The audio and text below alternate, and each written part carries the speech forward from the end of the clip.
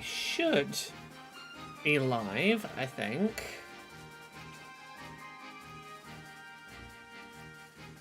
Yeah, looks like we are live-ish.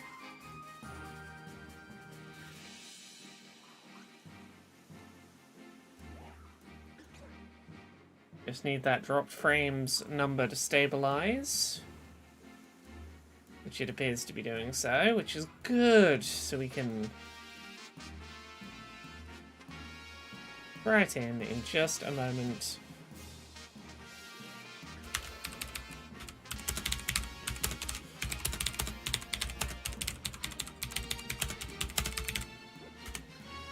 Ooh, interesting work message. How's everyone doing? Sorry, I'm taking a second to get started.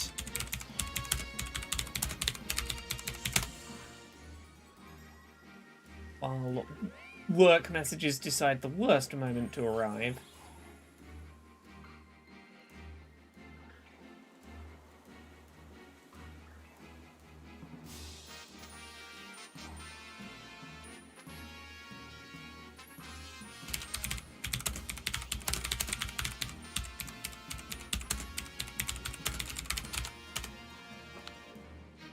There we go. Let's get hunting for this shiny Fennikin. How's everyone doing today? I am properly back in the flow of work now. Trying to get on top of all of my various work projects. I might have just arranged my first big work project of 2024. I'm like 2 days into the work year and I'm already like, yes, give me big long-term projects to work on.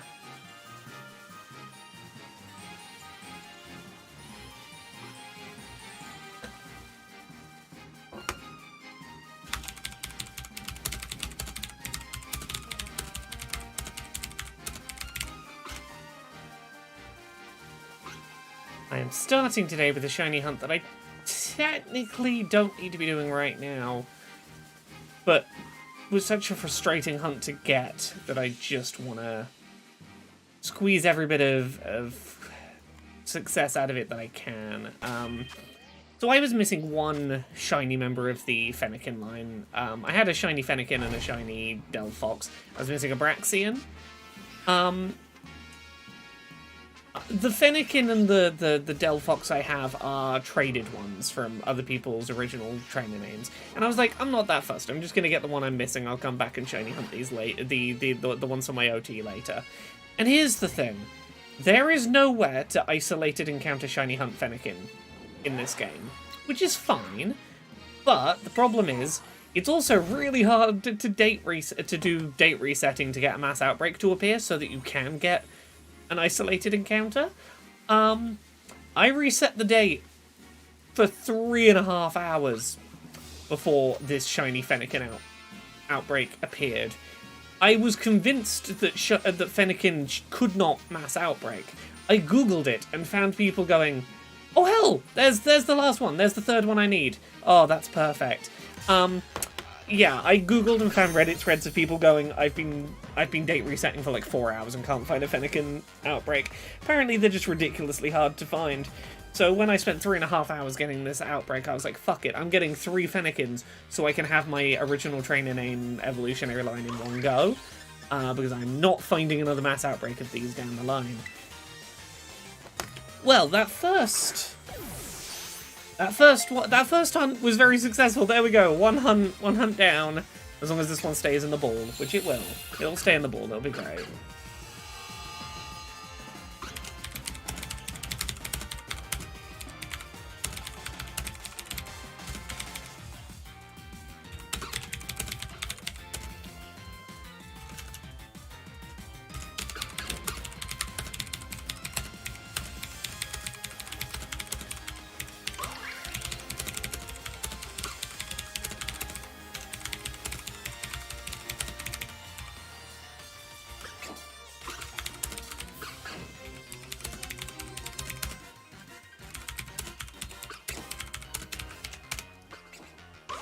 Right. This one is going to be... This one's going to be my Delphox. Hey, Echo. How you doing?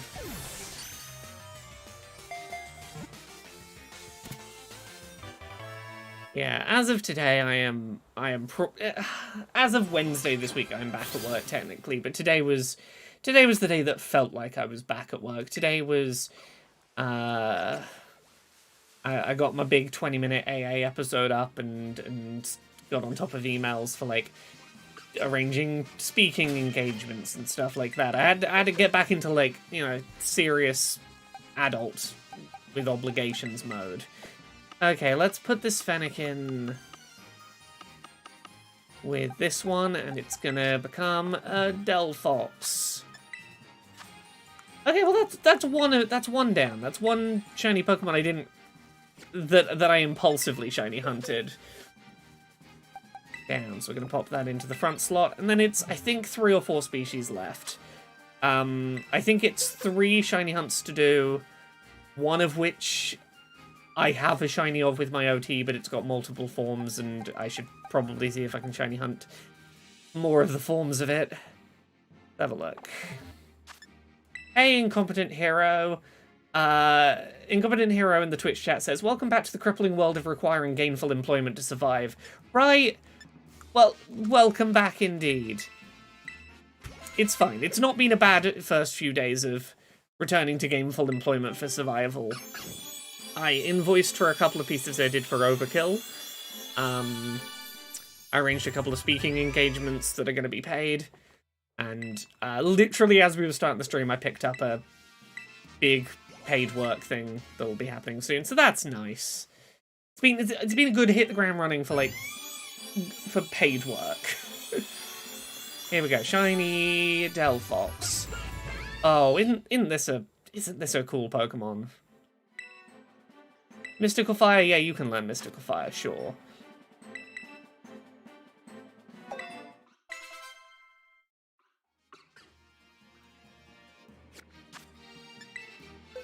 Well, we can consider that shiny hunt done, I suppose. What else is on my list? What do I need to be shiny hunting tonight? Plusle. Plusle's the first one, isn't it? Oh, Plusle's gonna be annoying because Plusle looks the red Plusle looks no different when it's shiny. Also, I can hear the Meloetta tune playing. I've yet to catch a Meloetta in this. I think I just spin for like 30 seconds.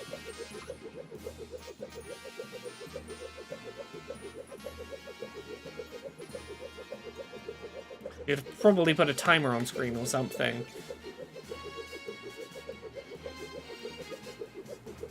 Okay. I have a timer up this time.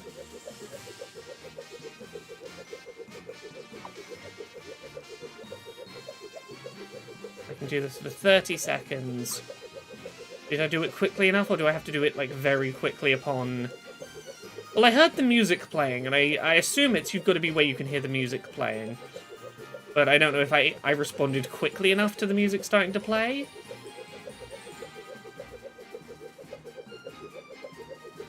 No, Echo, I think that is correct. Maybe it's not 30 seconds. I thought I remembered 30 seconds being mentioned. Then I think it's the sepia filter.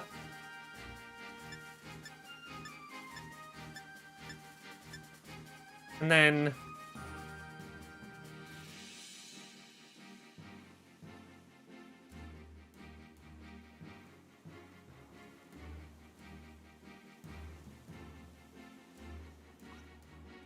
No, I'm thinking I didn't respond quickly enough to hearing that little sound. There we go. I believe I spun in place for about 15 seconds successfully, but 30 doesn't hurt. Okay, let's knock out these last, like, couple of Fennikin and hope we hear that tune again.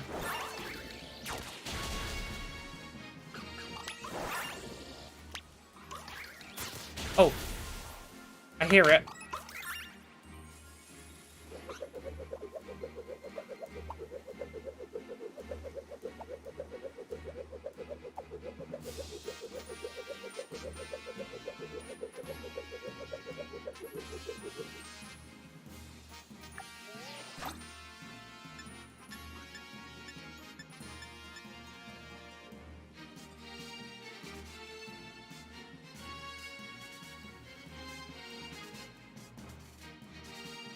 Maybe I need to be somewhere more specific. Oh!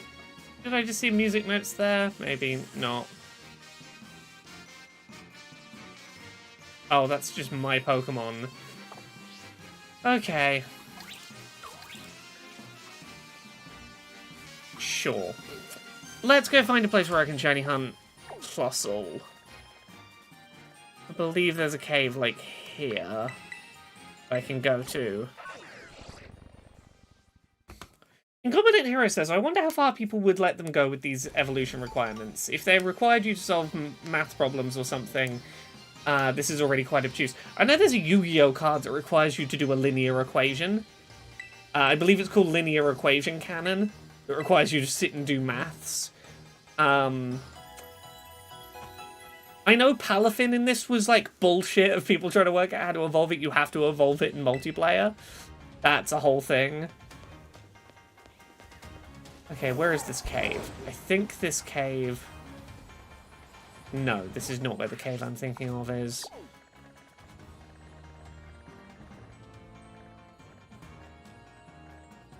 Is it over here?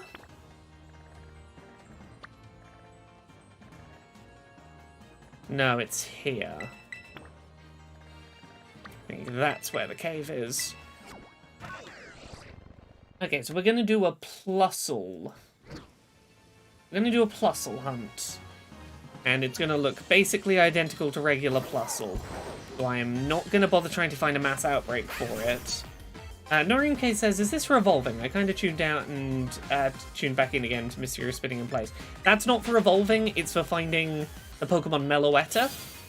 Which, I have a Meloetta in home anyway. Like, I don't need to catch a Meloetta in this, but... I keep hearing the tune, and I vaguely remember having seen a video somewhere of someone talking about how you do it. I was like, I've got a second, why not?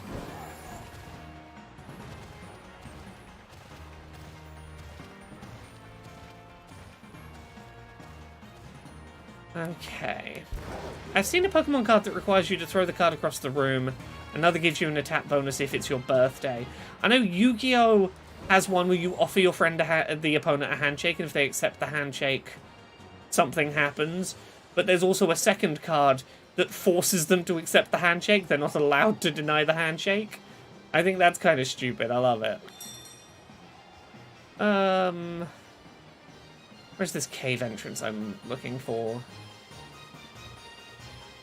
Is it around here? No.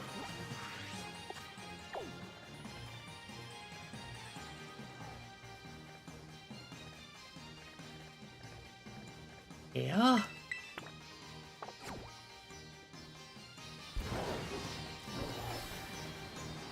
I'm just gonna have to get a really high bird's eye view to find this cave.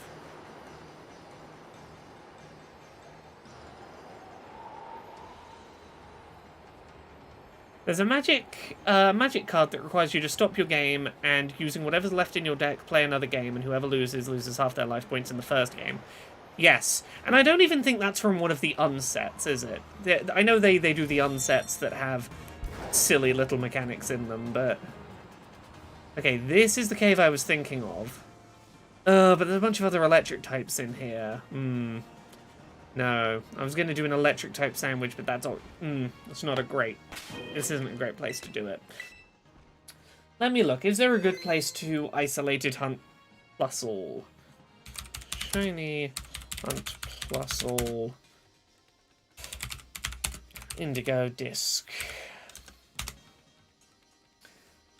Fastest way to get shiny, Minun, and Plusle. Cool. Thank you, whichever YouTuber I'm about to read the name out of. Duct Tape Guides. Oh, thank you for helping me locate a good place to do this hunt. Best way of hunting shiny Minun and shiny Plusle. Now, electric types that are just electric types are going to be really tricky on this game because they all just spawn inside Charged Stone Cavern. Or at least most of them do. Minun and Plusle being the awkward ones because if you use an electric type sandwich, everything will just spawn. You want to get mass outbreaks of both. If you need to get inside this light cavern, then you just fly over here to pull Outdoor Classroom 1. The entry counter power level 2 sandwich, peppers, and peanut. Okay, this is why I left this one. This is why I didn't do this earlier. Not only does shiny Plusle not look any different to regular Plusle, It's another one I'm probably going to have to reset for a mass outbreak if I realistically want to shiny hunt it. Incompetent Hero says there can't be many shiny locked Pokemon left by now, right? What, ones that have never been catchable shiny?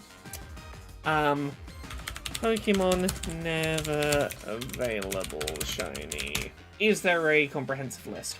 List of unobtainable shiny Pokemon. This is over on Bulbapedia.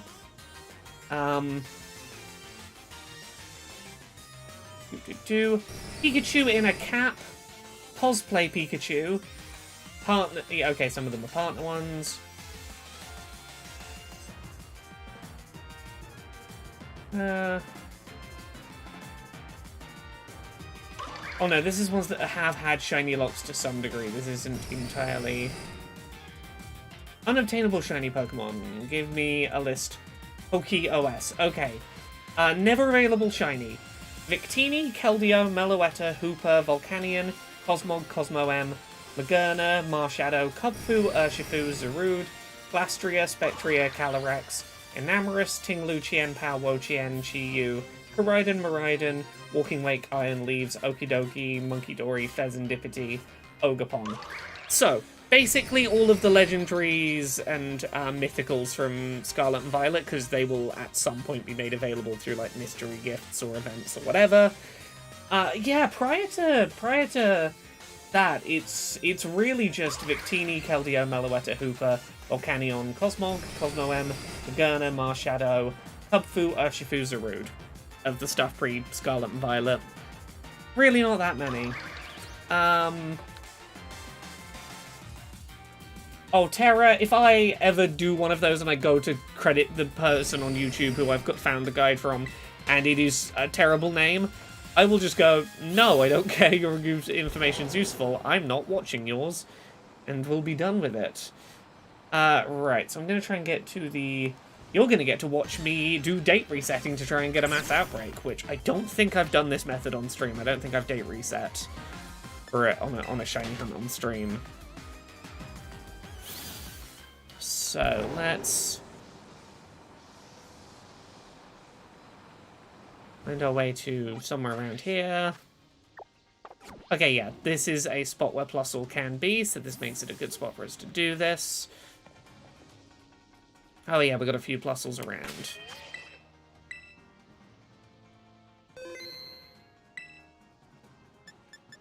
So, what we're gonna do... What's the electric sandwich formula? Urban Mystica recipe for electric type is yellow pepper. I was gonna guess yellow pepper. So we're gonna make... tomato, onion, green pepper, doubled yellow pepper. I'm really running low on my Herba Mystica at this point. I have not got many shiny hunts left in me before I need to grind raids for a while again. Oh, the light... This cave's lighting has really bleached the sandwich making minigame.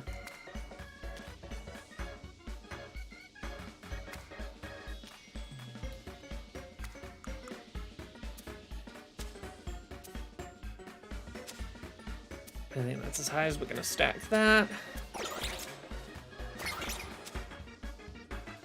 I cannot afford to lose one more piece of yellow pepper, or the sandwich will pop out the wrong result.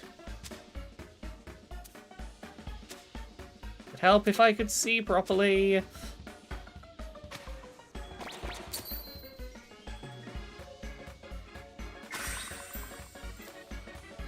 Yeah, once I'm done with these this last handful of shiny hunts, I might spend January streams. I really enjoyed streaming Like a Dragon, the RPG Yakuza game, the whole way through on stream.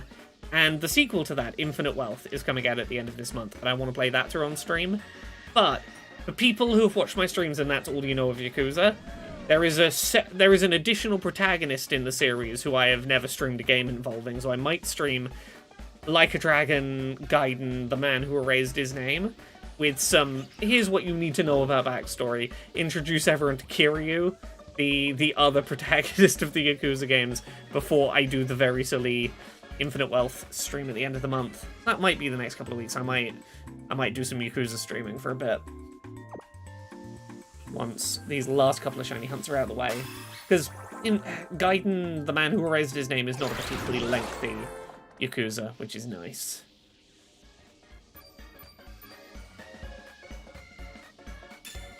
Okay, so we've done Sparkling Power to increase shiny rate, but the main reason I've done this sandwich is encounter rate electric at level 3, because by doing this, if we trick the switch into thinking the day has changed, it'll give us new mass outbreaks, and they are more likely to be electric mass outbreaks, because I am stood where Plusle can spawn with an electric type sandwich active. So, the way we're going to do this is we're going to go to System Settings, all the way down to System, Date and Time, turn off Synchronized Clock via Internet. This first one might not work because we've just gone from synced to not synced. Oh no, it did work, that's fine. Then we're going to zoom out and see whether we have a Plusle raid. Realistically, we only need to check this side of the map. If not, we don't even need to change the date. We just need to go down to Date and Time and click yes on all the boxes. And we should see more mass outbreaks occurring. We zoom out again.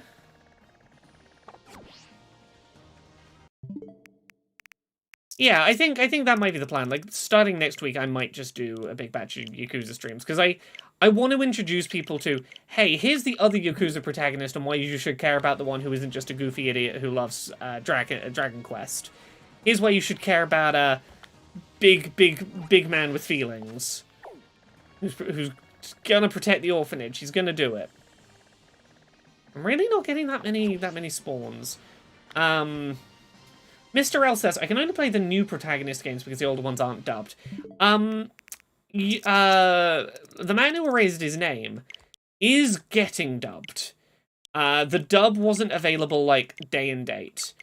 And I don't know if the dub is available yet. I was kind of trying to hold off on streaming it because I wanted to wait until the dub was available to stream it, because I know that's easier for people to follow the stream if the, you know, a language they speak is the spoken language of the game. It means you can have the stream on in the background and still, you know, hear what the story is. But I need to find out, like, is there a date yet for the dub? Because they were like, yeah, there is a dub coming, but when is it coming? Who knows?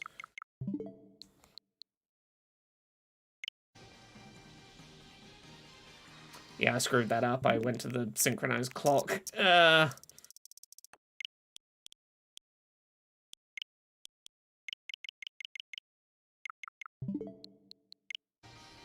know what? Let's do a quick Google. The man who erased his...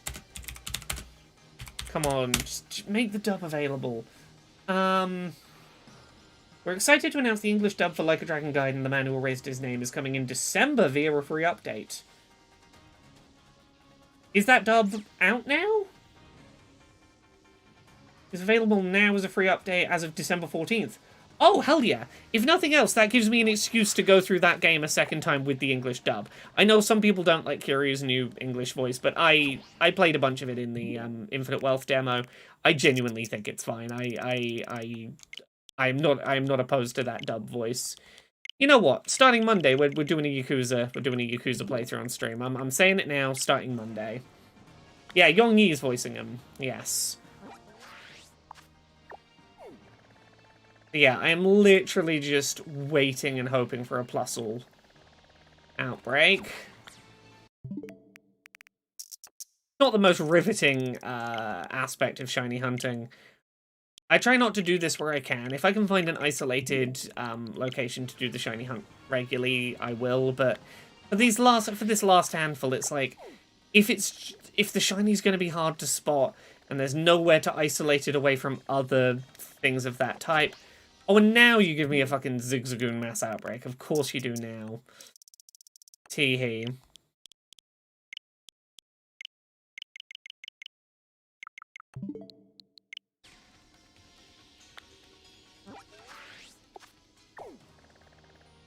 Yeah, so we're getting electric-type spawns kind of near where we're at. Like that Electabuzz there. But the problem, and this is the reason it took me like 3.5 hours to find a Fennikin spawn, is there's so many things that spawn in the location I'm stood that are electric types, that if it does spawn an electric type mass outbreak from the location I'm stood in, that's still only like a 1 in 7, 1 in 8 chance that it'll be the one I'm looking for that will mass outbreak.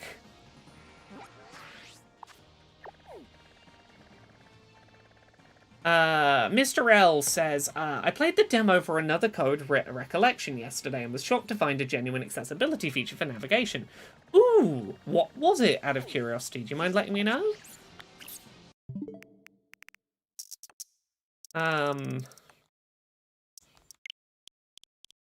Yeah, the only thing I will probably be coming back to Pokemon 4 for like a daytime stream next week is there is like an hour-long epilogue for Pokemon that's releasing. Oh, there we go, Plusle outbreak. Hell yeah. So yeah, now that we found it, we can. Yes, and now we save. Now that outbreak has happened. Yes, so I will probably do like an hour-long daytime stream Thursday next week just to play through the new bit of Pokemon content. Right. Is the outbreak here? Or is it like down a level or up a level? Okay, I'm assuming it's down here. Cool. Seems about right. So we're gonna save. Mr. L says, basically a navigation ring with an arrow that points you to the next area of progress. It has pathfinding too. You can switch it on and off by clicking the left stick. Hell yeah, that's great. That is very similar to The Last of Us. You can click the left stick to be pointed in the direction of progression, and it'll ping you a little sound when you need to like click it again to be reoriented in a new direction. That's really cool. And this is a Nintendo published game, correct? If so, that's actually really neat and something I need to check out. Is there a demo for it on Switch, like, now? As if so, I need to download that, because that is notable. Incompetent Hero says, if only watching licensed shows wasn't against terms of service, it'd be super chill to have a Pokemon Concierge stream, just a cozy hangout watch-along. I've not watched that yet. Fuck Netflix, you know, get it however you get a hold of it, but, like, it does seem really chill, and I've been saving it for a special occasion when I need something chill, and it would be so good to be able to watch it on stream, but definitely not an option. Yeah, you know what, give me a second, I gotta make notes of things. We're doing Kuza streams, we're tagging in for there, Mr. L says that the accessibility feature was in the demo, so another code. AA, another code demo? Yeah, is another code published by Nintendo?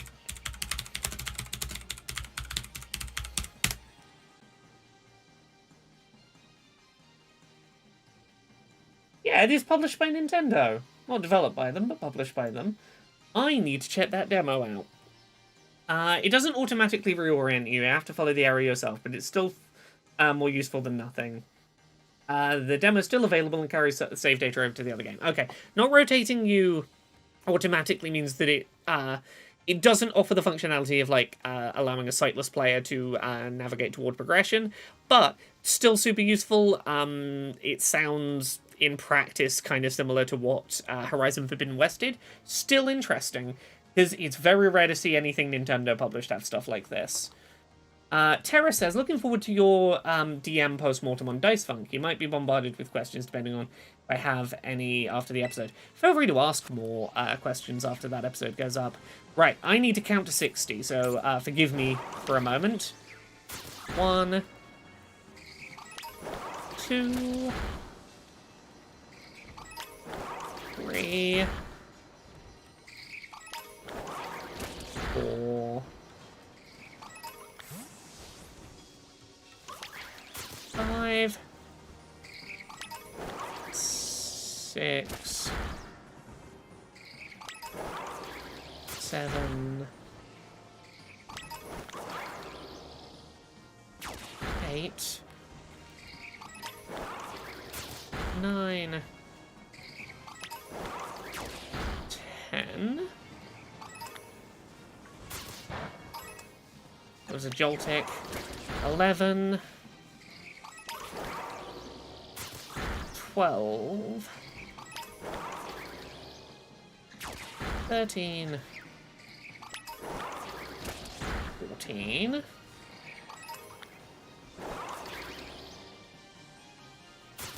15, 16, 17, 18, 19, 20,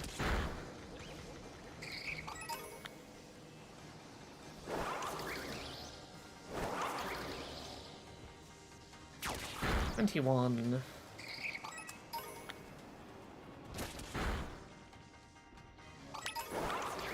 22, not a Plusle, 23,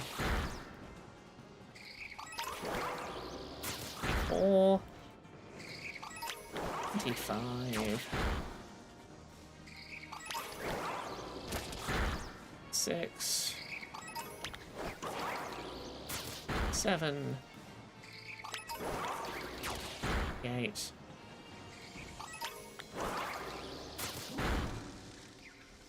'Not a Plusle, 29,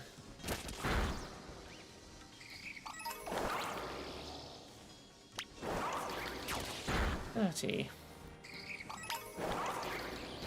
31, 32, 3, 34, 35, 36, 37, not a Plusle, 38, 39, 40, nearly there, 41, 42, 3, 44, 45, 6, 7, 48, 59, 50,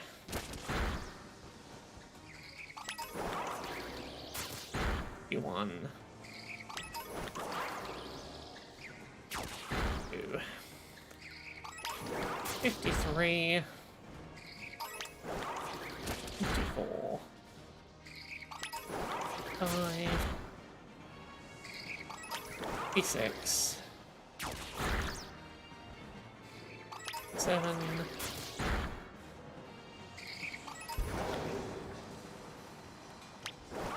8,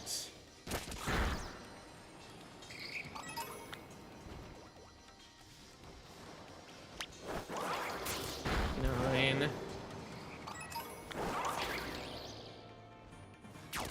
60, and then we're going to knock out like 5 extra just to make sure I haven't discounted and that I am above the 60 threshold, but not so many that I am eating into my resets. And we're going to stop at, by my count, 65. Then we're going to save. I'm going to knock out the rest of the mass outbreak rather than just spawning and despawning them, because I will not recognize a shiny by its appearance. If the outbreak runs out, I will reset. I will lose the shiny boosted odds sandwich, but the remainder of the outbreak will still exist. My shiny rates will drop from 1 in 500-ish to about 1 in 800. That is fine. and I will just keep knocking out the last sections of the outbreak until we find the shiny. There we go. I know what I'm doing. It is always frustrating when I can't just eternally reset the one. Like, naturally find a mass outbreak. Don't use the sandwich until you've hit 60. Use the sandwich after the save. Reset if you need to. Like, this sandwich might functionally only serve to help us find the outbreak in the first place, but honestly, that seems like a worthwhile use of it. This late in the game, just give me large numbers of Plusles.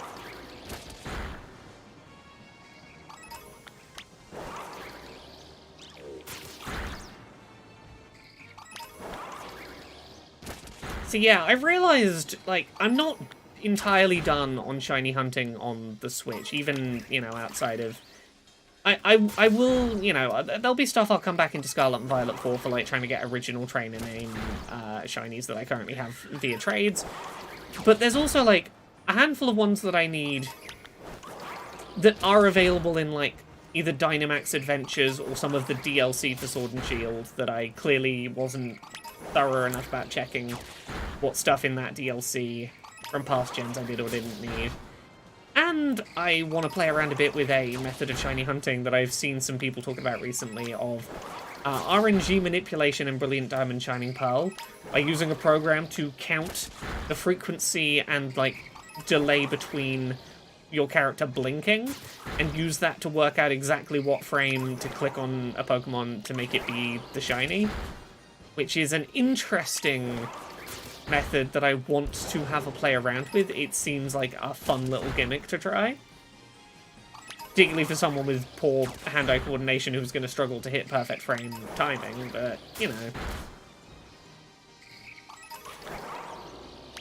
RNG manipulation is indistinguishable from magic, right? It is literal magic. Original, I might be getting some of the specifics wrong here, but I'm gonna talk about this story as best I can from memory. Original Diamond and Pearl, you can do RNG manipulation to get a couple of your values to align in a very strange way. And it kind of breaks how shiny hunting works in that game. I have not used this method. It seems like it would take some of the fun out of shiny hunting, but I'm fascinated that this exists. You can make it so that if you have a Pokemon at the start of your party that has Charm, you end up having like a 1 in 4 chance of every Pokemon you find in the wild being shiny, because you did a weird RNG manipulation, so you had a specific combination of secret ID and trainer ID that just makes it so that I think it's anytime a Pokemon is the opposite or set. I think it's something to do with gender. Every time that Charm would do what it does with gender, it just goes, yep, shiny check. Yeah, cute Charm glitch.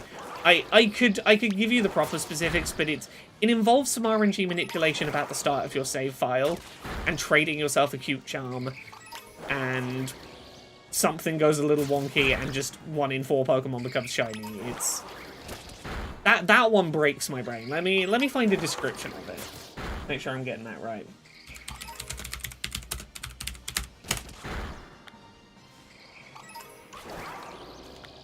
Okay.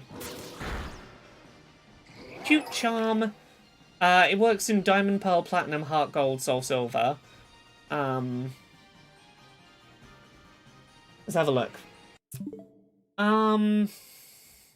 The cute Charm glitch doesn't work on fixed gender Pokemon such as Kangaskhan, Latios, or Tauros, or genderless Pokemon won't work on legendaries, but when activated, you have a 66.67% chance of every Pokemon being shiny, so over 50%. The cute Charm modifies the PID of a wild Pokemon to a value out of 125 possible combinations, forcing the target gender on them. The nature is kept the same, though, throughout the gender change. By modifying the PID, it also forces a Pokemon's shiny value, where a matching trainer shiny value will make the Pokemon shiny. Yeah, so you are basically, like, forcing yourself to have a trainer value that matches one of the very small number of, like, forced gender change Pokemon IDs. Because every time the Cute Charm changes a Pokemon's gender, it changes it to a very limited list of IDs. And if you can make your trainer ID into one of those, every time the Cute Charm goes off, it's going to change it into one of a very small number of things that is probably your trainer ID. Yeah, that's there we go. There's the proper explanation. I wasn't that far off of how I explained that, I don't think. Okay, the mass outbreak is done. I'm going to knock out these last few Plusle just in case. And then we're going to reset.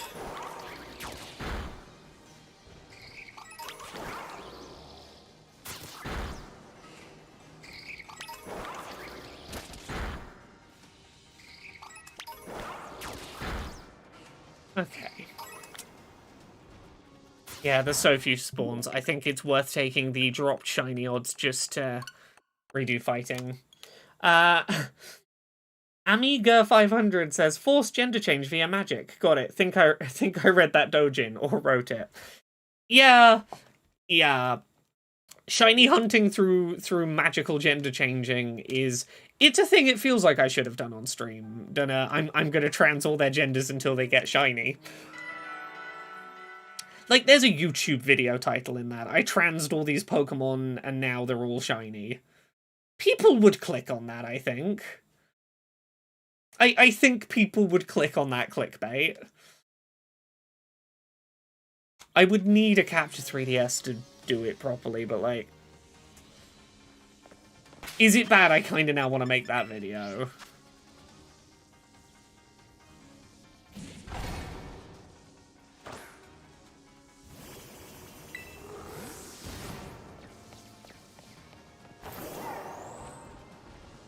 Okay, here we go. We got more Plusles. Yeah, I can show you a comparison between Plusle and Shiny Plusle in a minute. It won't be that helpful. Let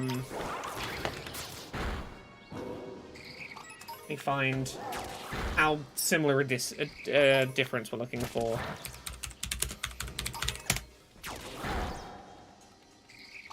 Yeah, that's a good image we can use. Ah. Big image. We don't need it nearly this big. But, yeah, you see the issue. One of those is a shiny.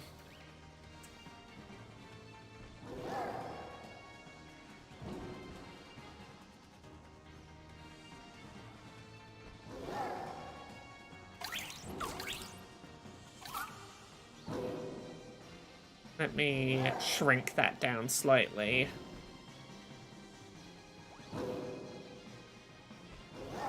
Drop. Okay.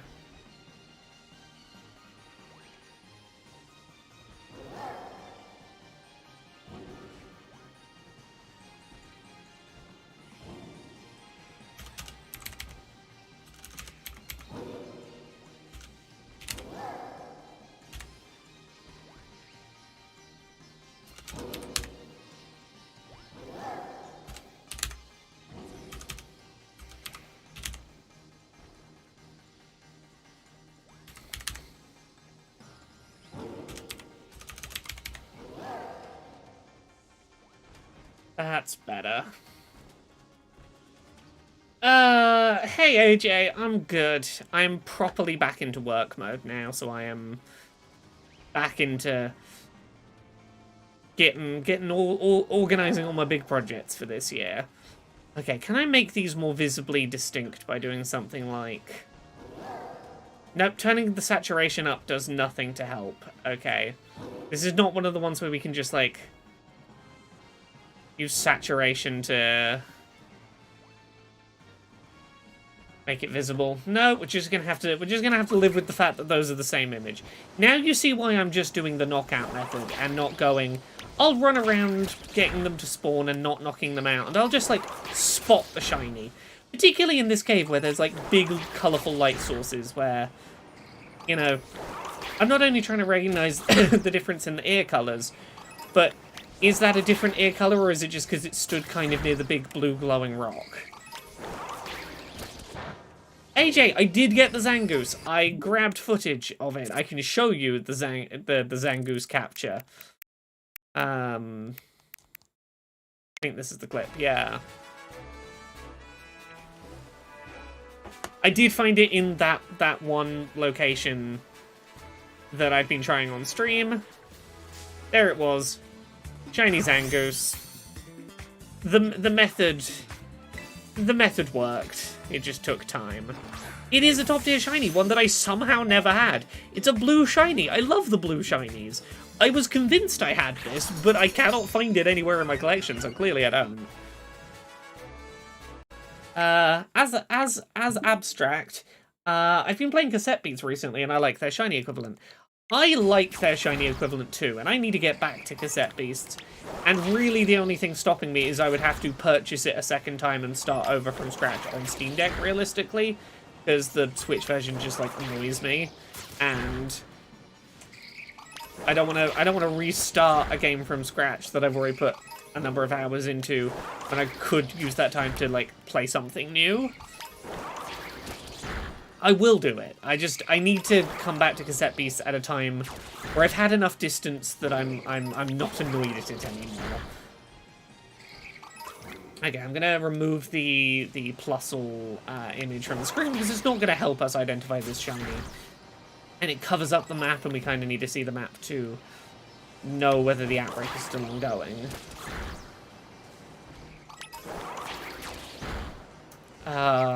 I've got a bunch of stuff I need to play to have opinions about this weekend. I've heard really positive things about the God of War Ragnarok free roguelike DLC, Valhalla, being a surprisingly, like, sweet and thoughtful way of, like, delivering a narrative and providing closure for Kratos' story. I've heard people compare it to feeling like Hades, in as much as using a roguelike structure to tell a meaningful story about gods. And I'm like, okay, you caught my attention. So I need to check that DLC out this weekend. It's on my list. I need to put more time into Tekken 8. I've been playing around a bit with the demo, mainly for checking out accessibility stuff. Like, I am starting to see some stuff that's unique about Tekken 8. It definitely seems to be mechanically encouraging aggressive play in a way that's kind of interesting. It's got something sort of similar to Bloodborne's mechanic, where, like, you take damage, but you can earn that health back if you land hits on the enemy quick enough. That sort of play really aggressively, and you might be able to recover health rather than losing it permanently. I hadn't really picked up on that at first, and that is something that's definitely making it feel distinct from, you know, your Street Fighter and your Mortal Kombat. So I do want to give that a bit more time.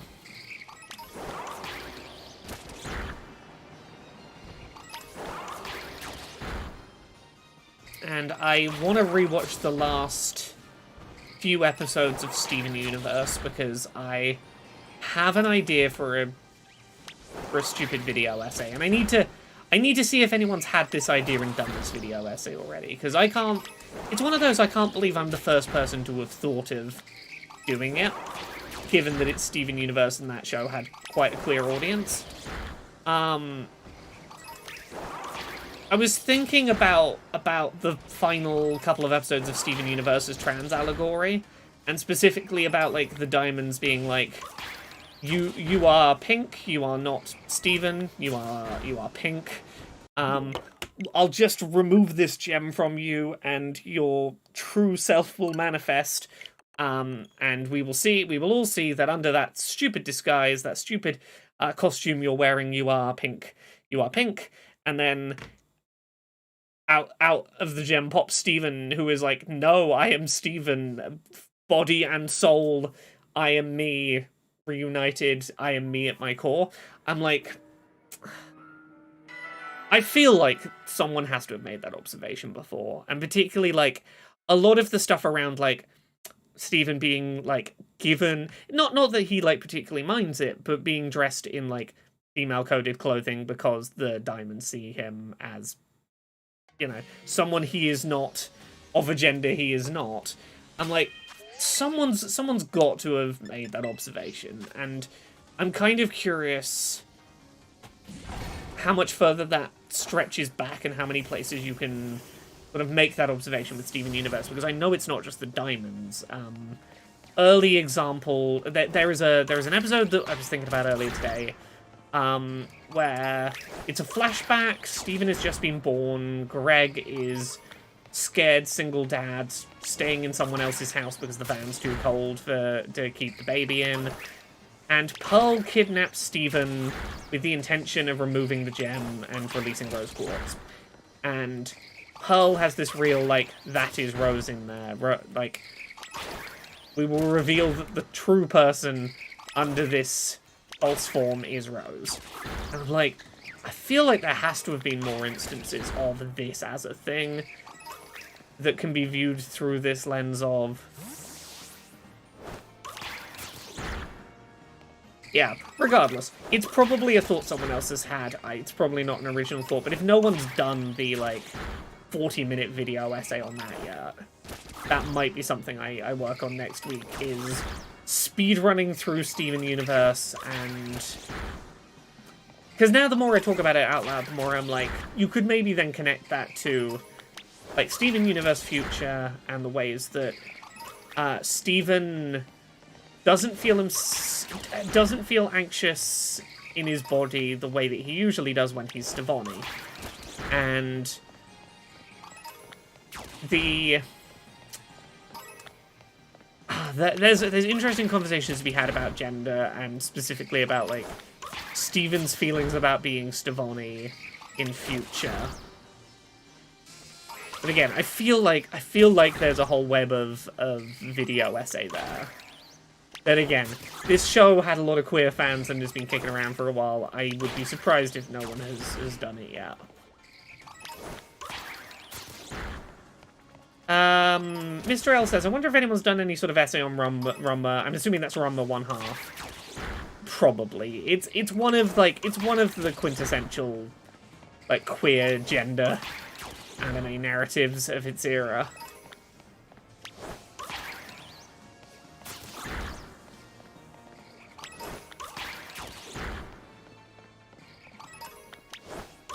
Come on, shiny Plusle.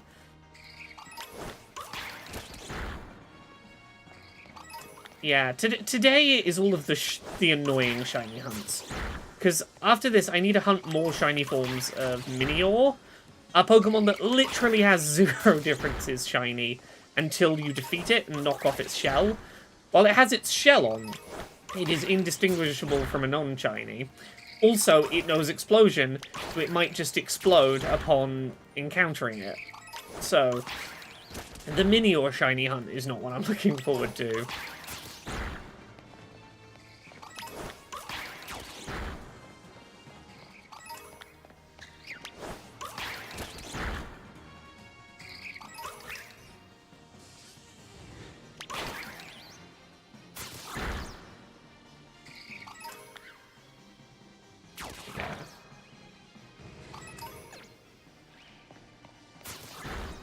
I feel like there is room for a modern reboot of Ranma.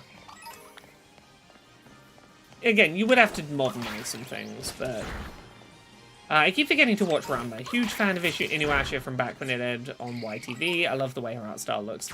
Yeah, Inuyasha was when I was first realizing that anime was a genre unto itself I could specifically look up. Inuyasha was one of the first things I got into because a friend of mine at the time was really into it. It's very of its time. In Inuyasha, the original Inuyasha has... You can feel the age on it. I have a soft spot for it, but you can feel its age.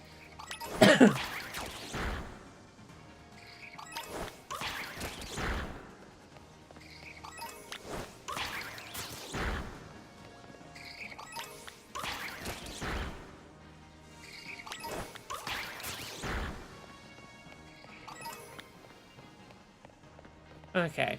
No shiny. Third attempt. Or fourth attempt at this batch. That's alright.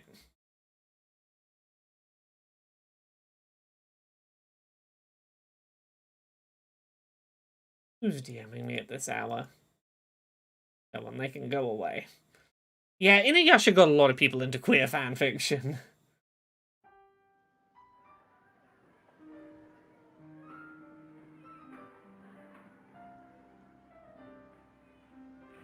There we go.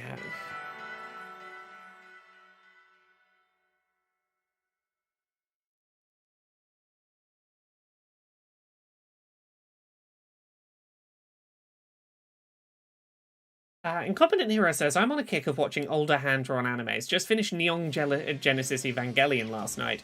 Shame Netflix altered the small gay subplot way toward the end. Yeah, they did. Neon Genesis Evangelion is... For as much as it's aged, it was very... Like, you can see today what it was doing and why it was subversive. A narrative that ultimately was about acknowledging that, like, hey, the fantasy of a teenage hero saving the world in their big cool mech isn't necessarily as fun in reality as it is in concept, and, you know, the trauma of inflicting war on children is, honestly kind of horrifying if you stop and think about it for a second. Like, it's not the only anime to have done it, but it's definitely, like, one of the early ones that did it really well. Weirdly, the comparison I always make to Neon Genesis Evangelion is, oh, what's the one from the mid-2000s about Madoka Magica. Madoka Magica is just... It's just modern magical girl Neon Genesis Evangelion. It's just Evangelion, again, but for the magical girl genre. 2011. Gosh, was Madoka Magica 2011? Fucking hell.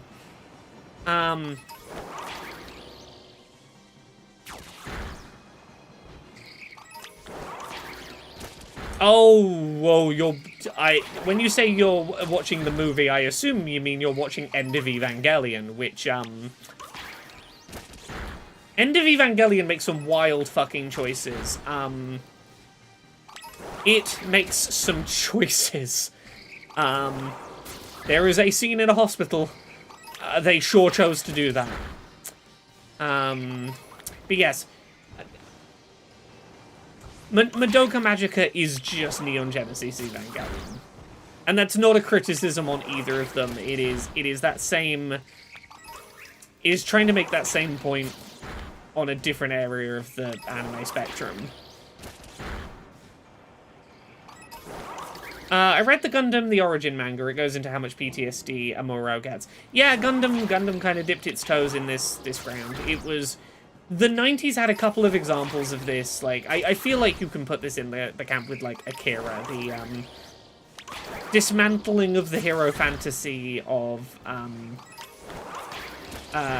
teenage anime heroism a little bit. But, like, it really did have a resurgence in the 2010s.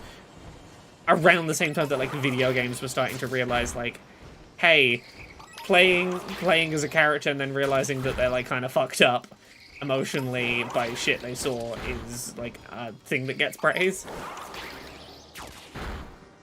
Okay, Echo... describing, like, what parts of Evangelion are canon or not is a complicated mess. End of Evangelion was, like, the movie that ended Evangelion, but there's a bunch of new Evangelion movies that as I understand it, are basically just modern retellings of the original Evangelion rather than, like, sequel content, and I think that, like, End of Evangelion is the only quote-unquote sequel content that's considered canon still, but I might be wrong on that. Yeah, I think the other Evangelion films are just retellings of Evangelion in movie form. Yeah, as Abstract can probably clarify this. They said, I really like the new Evangelion movies. Are they just a retelling of Evangelion? As opposed to, like, sequel content. Am I correct on that? I've been told they're good. I at some point will watch them, probably. Rebuild is Ava without the creator being depressed. Can you tell Evangelion without the creator being depressed? It feels like the creator's depression was a pretty fundamental part of Evangelion as a narrative.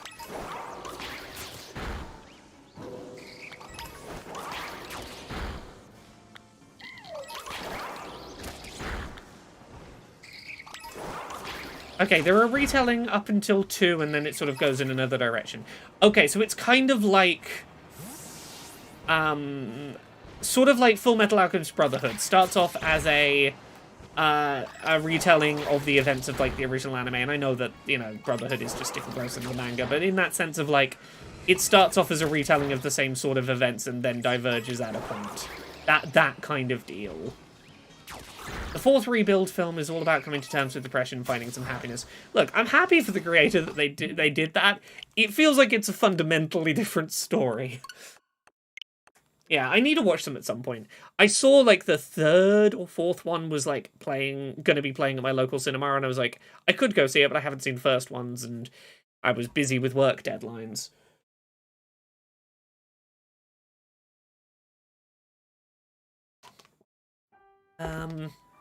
Eureka 7 did the same thing. Decent length main show, then they made a series that just kind of messes with things for the sake of making the show turn out different.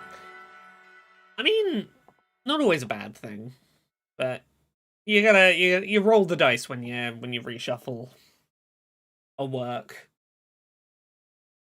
Dante Sapien, I'm glad that film helped. I'm curious about it. I need to see it. It's just making the time to do it.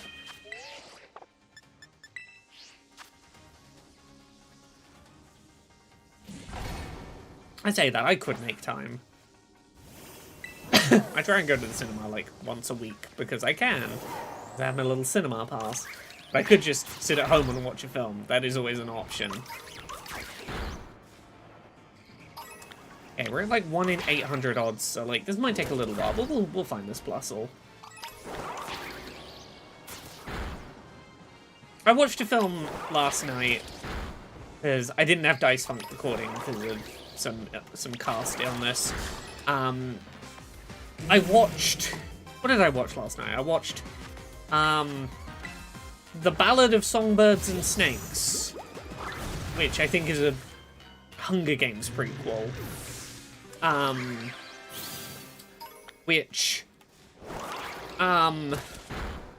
That film felt like it was trying to be a trilogy of books all at once.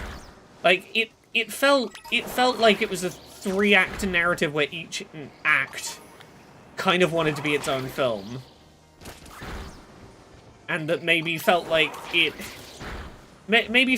took longer to end than it needed to. It was a weird one. Is this the shiny? Hell yeah, we found the shiny! Woo! On the 3rd refusal to attack, from my auto battle, I was like, yeah, that makes sense. Dante Sapien says, I've always wanted to get into Gundam but have no idea where to start. Someone in chat might be able to tell me the name of this one. There was one recently that is gay. It ends with women doing marriage. And that's probably a good one to start on. I cannot tell you what one that is. There we go, shiny Plusle. Let me amend my document quickly.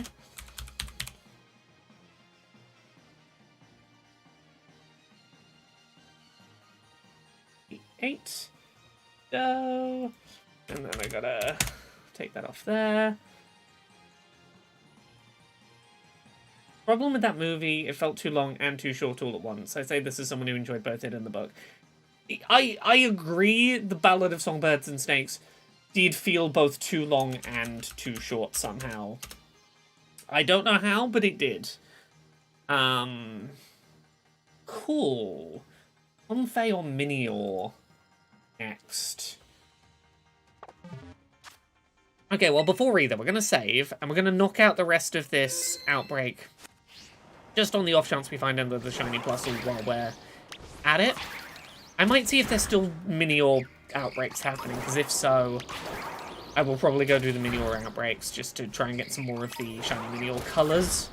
Because I don't know how long those special outbreaks will stick around.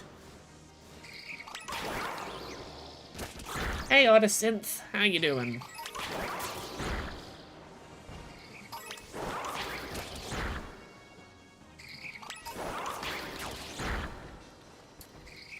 Also, I'll talk about this. I'll give the caveat. You know my thoughts on Ubisoft and they're not properly treating their workers, and that is bullshit. I'm getting that caveat out of the way before I talk about a thing that I do want to praise about a Ubisoft game that's coming out soon, and, you know, I can hold both those opinions at once. Ubisoft is releasing their first game with high contrast mode this month, which is really cool. Prince of Persia: The Lost Crown has a bunch of accessibility settings that I'm, like, pretty excited about. It is a Metroidvania where you can, like, take screenshots and glue, like, pin them in place on your map as reminders of what was going on for people who have, like me, absolutely terrible visual memory. But it also, like, those screenshots will persist across saves if you use cloud saves across platforms, and that's really neat. But, yeah, Ubisoft, really good company in terms of, like, reliably doing good accessibility work. Finally on board with high contrast mode. That's really exciting to see. That is one of the big three companies that generally makes accessible games getting on board with high contrast. There's other stuff in there that looks really interesting accessibility-wise. It's getting a demo next week. And comes out the week after. It is probably gonna be... It's probably gonna be this year's one Ubisoft game I review on AA and go, hey, I need to be paying attention to what Ubisoft's up to in the accessibility space, regardless of what I think about their, you know, playing their games outside of that context, and here's what they're up to. Oh, what am I hunting? Well, I just finished getting a shiny Plusle. I'm clearing out the mass outbreak just because, but next is going to be either Krokorok, Comfey, or possibly Minior. We'll see what's available on the map and decide from there. Also, you got the shiny charm in Legends Arceus. Congrats! Takes some work, that. Nice. Yeah, we still got to... Oh no, the outbreak's done, I think, now, so we'll knock out the last few Plusle. Godzilla -1. I did see that recently. I will note, I have seen some criticisms from Korean viewers who feel like Godzilla -1 kind of downplays some of the negative, like, some of the things that Japan did during World War II. It's a fair criticism. I'm going to put that fair criticism aside for a second and talk about, like, my outside perspective of that film. Godzilla -1 is a fantastic Godzilla film, even if it's very little about Godzilla. It is largely the most direct of a metaphor that a Godzilla film has ever been for the horrors of rebuilding and surviving after the atomic bomb drop. It's the most directly it's ever been that. Like, 85% of this film is just, how do I recover from PTSD and survivor's guilt from coming home alive from a war in which I was supposed to throw away my life for basically no reason? And how do I come home and know that everyone is dead and I'm still here? And how do I rebuild myself? But also, it's got Godzilla, and it's got a really cool animation when, like, all the spines pop out the back and start crackling when Godzilla's about to do a cool blast. They come up with a smart way to kill Godzilla. But it's really just quite a serious film about, like, the horrendous aftermath left of going to war, and how even if you survive, the things you've seen and the people who did not come back will haunt you like ghosts forever. As you scramble to put your life together in the aftermath of an unimaginably powerful force that just decimated you entirely, and you had no way to do anything but run and hide and try to live on from. That's Godzilla -1. Fucking great film. Caveat aside of, you know, I've seen some people criticize its lack of criticizing Japan in World War II. Not necessarily surprised. It's like any American film that kind of washes over America's problems in war, but I cried at a Godzilla film. A Godzilla film made me cry more than once. I do not expect that of Godzilla. If your Godzilla film has made me cry, you've done pretty well.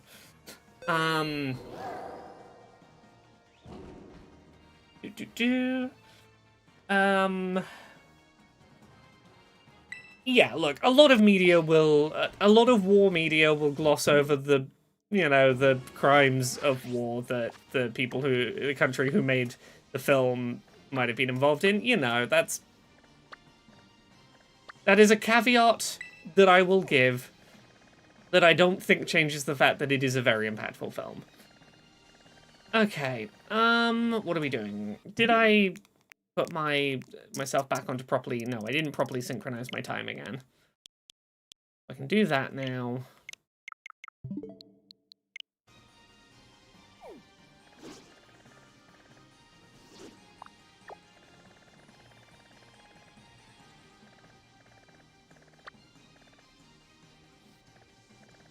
I think around here was where I shiny hunted Minior before.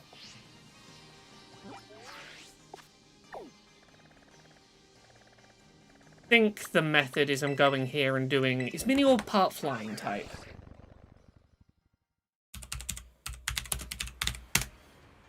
It's a rock flying type, yeah, so I think I'm going to that location and shiny hunting flying, I think is the method.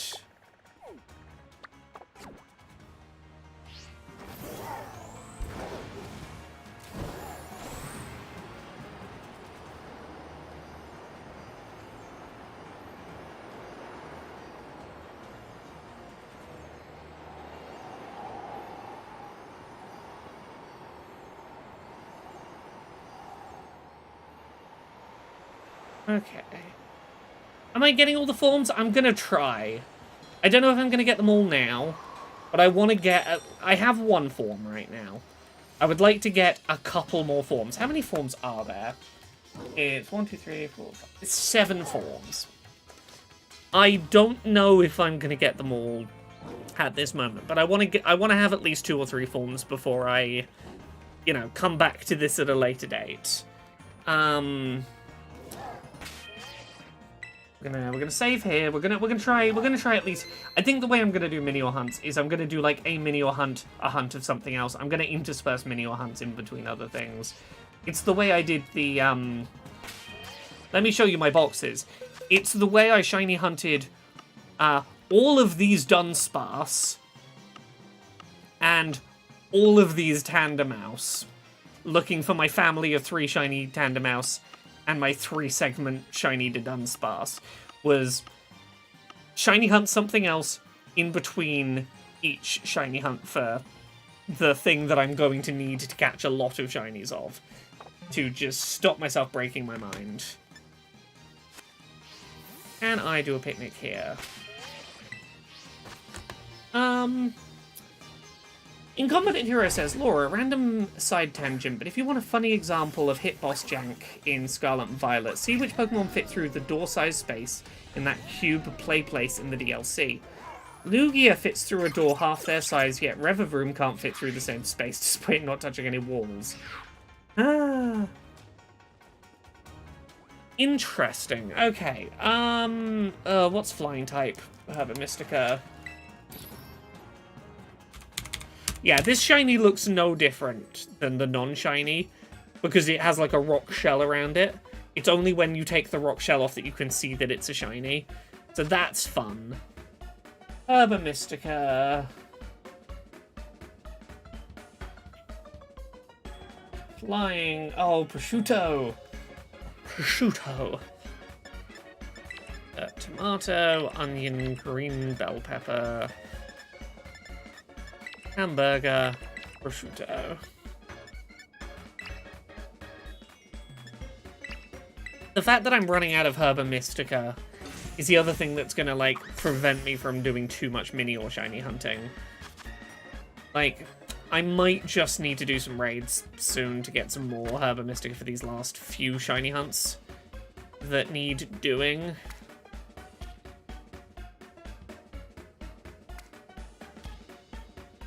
I've got a good document of, like, the the raids that could give multiple Herba Mystica in which raid levels, and that's been helpful, but I need to just put the time in and do those raids.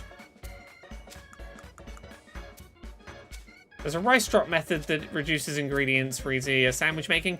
Yeah, but my understanding is the rice method involves having specific Herba Mystica, rather than just being able to use whatever fucking Herba Mystica you want, because the Herba Mystica are the hard ingredients to get.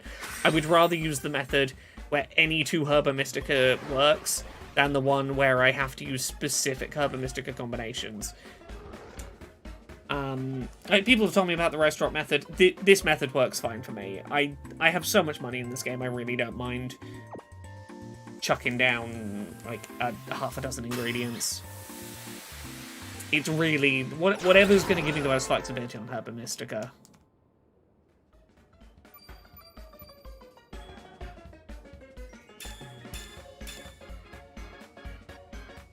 Okay, so encounter power, flying.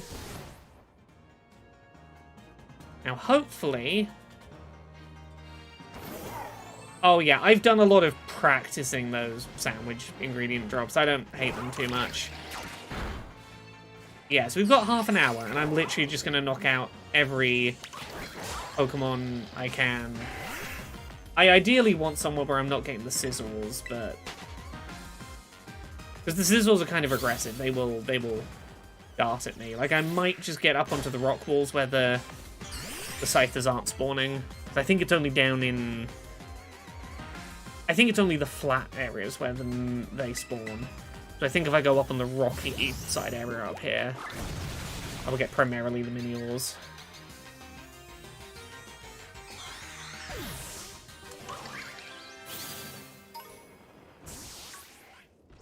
I'm at least getting good numbers of Minior spawning already, which is something. I just need to avoid the Scythers.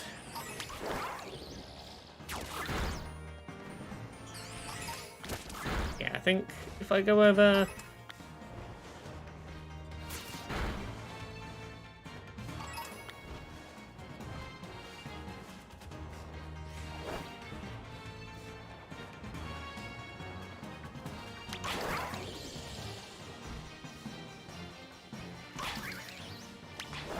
Come on, just attack the Scythers real quick.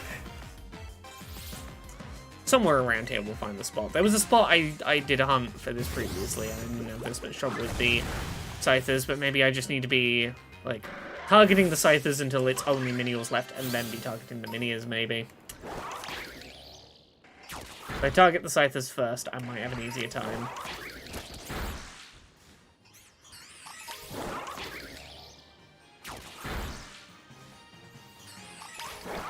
Yeah, just clear out a corner, don't get too close to the Scythers.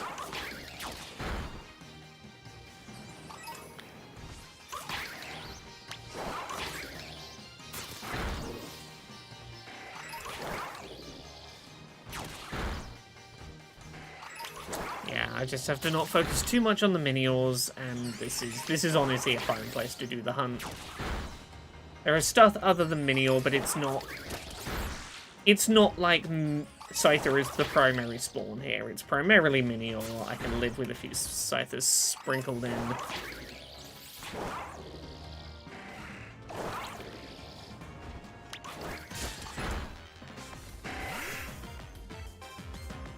Did Ogerpon refuse to fight that, or did it fight it? I really don't know.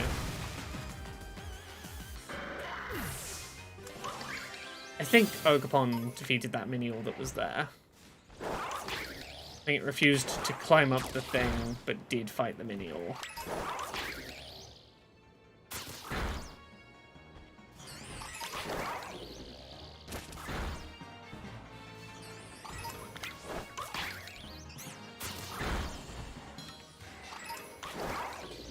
Shiny Scyther doesn't look that different either. Oh, this is just a whole basin of stuff that looks like it's non-shiny forms.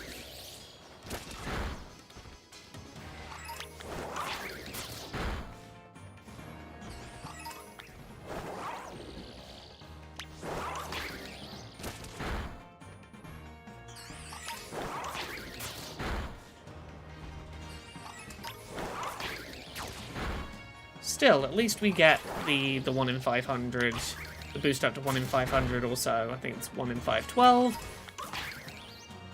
So, shouldn't be the worst hunt, this. In worst case, if I get a shiny Scyther unexpectedly, I don't have a shiny Sizzle with my OT. I think the only Sizzle I have is one that I got in a trade. So I wouldn't say no to a shiny Scyther just to have shiny Sizzle, OT shiny Sizzle material.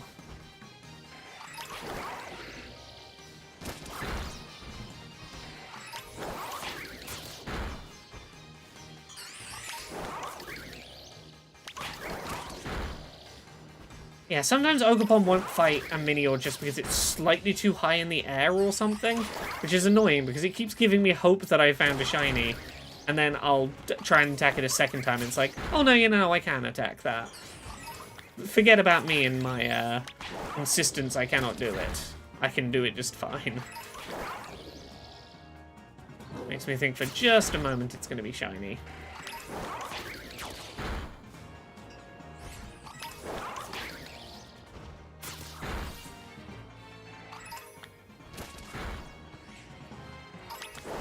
Might be a better spot than this. I might go up the edge.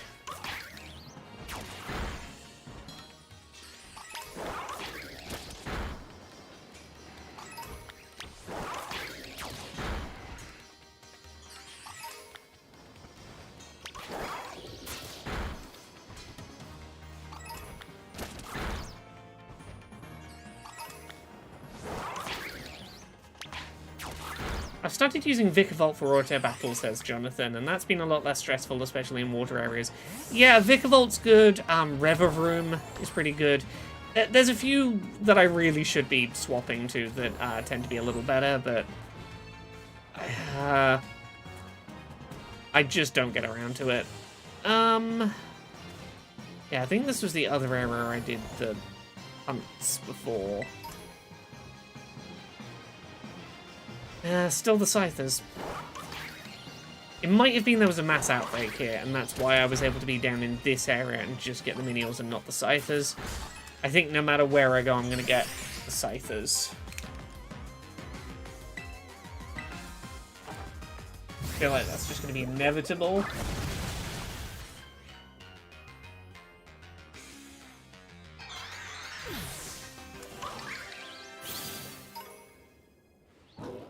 Yeah, I think I just go back down to that little alcove. Honestly, that felt better. Just work around in the circle. I can be fairly thorough here in making sure I'm not missing spawns. I think that's probably the most important thing for an area I'm going to select if ever I was going to have sizzles anyway.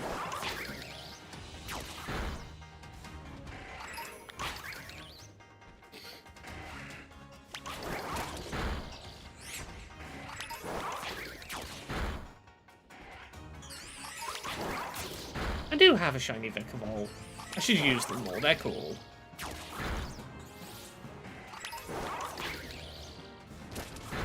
I need to see how many boxes my living shiny dex currently takes up, and whether I can move basically my whole living shiny dex into Scarlet and Violet for a little bit, just so that I can have them all on hand. Would be nice.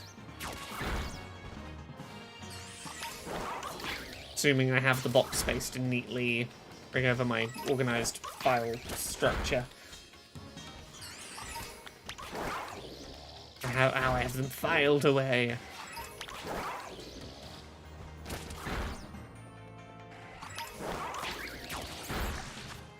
Okay, we've got like 20 minutes on this sandwich.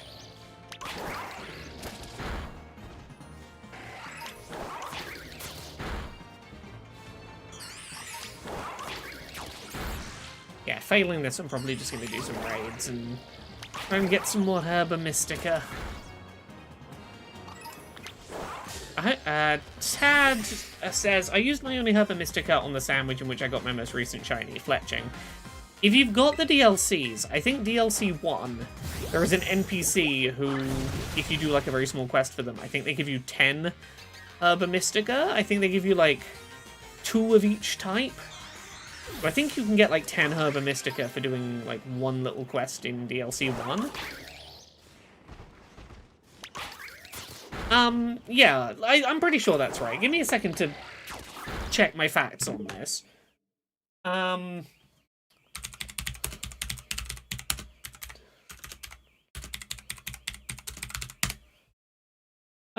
Ba, ba, ba, ba, ba.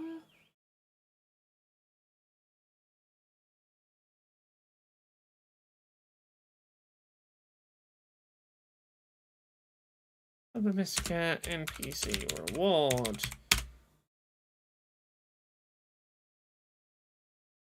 You can get them from the hard difficulty of Ogre Austin.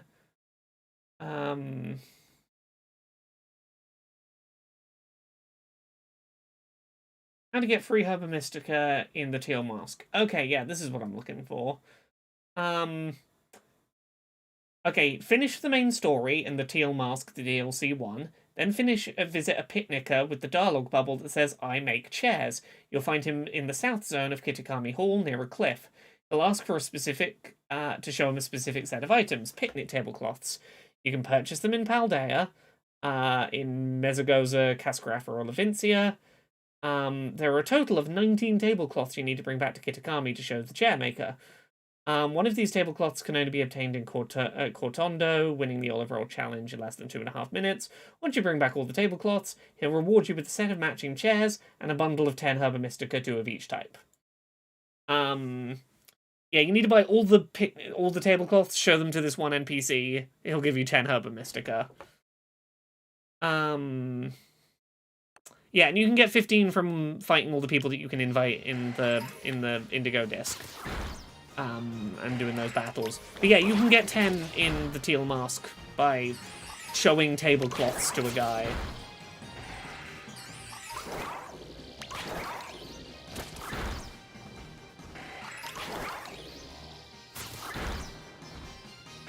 But yeah, there you go. There's 25 Herba Mystica that are like guaranteed finds that you could go get.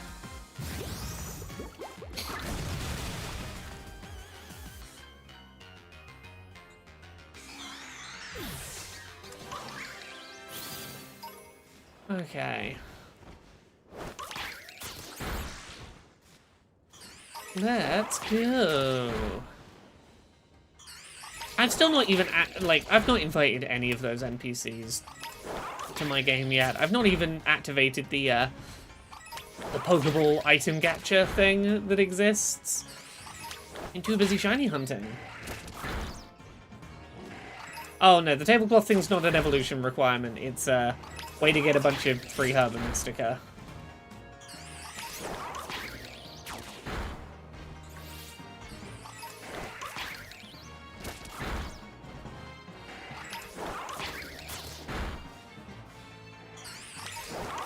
You know what? I'm quite enjoying this spot for Minior hunting as it happens. I really am not that opposed to hunting all the shiny Minior forms here. It's a nice location. There's like only one other thing sort of in the way. Ah, have a good night, Artisan. Rest well.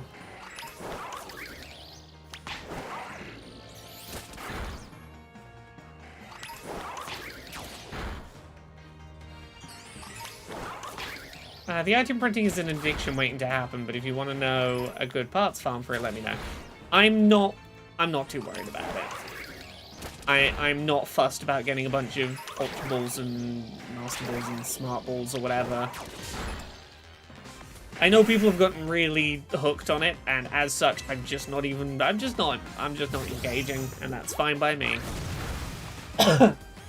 Now, if you could get Herba Mystica as drops from that machine, then maybe we'd be talking, but...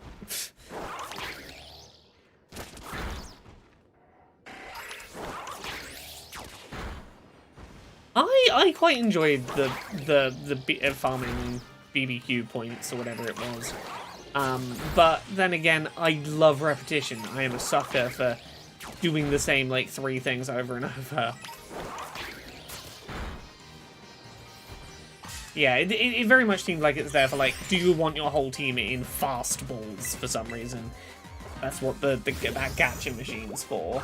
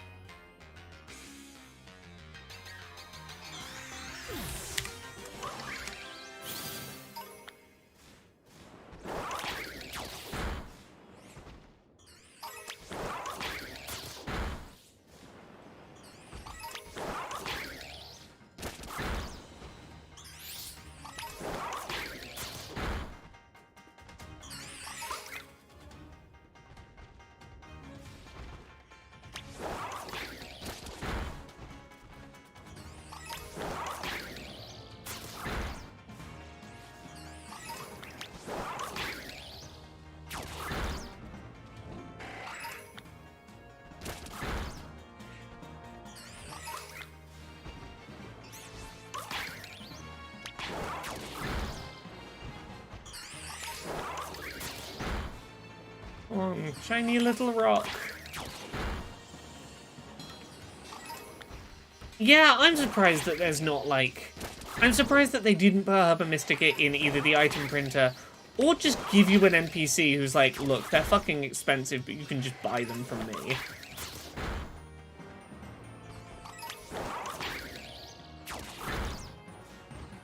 I'm surprised at this point they're not just a purchasable item, even if only in the DLC. Also, Shiny Scyther. I recognize those legs.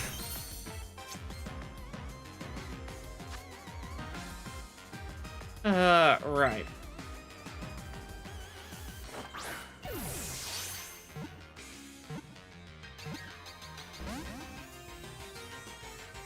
I mean, raids would still be the quickest way to get Terra Shards and experience candies for very quickly putting together competitive teams.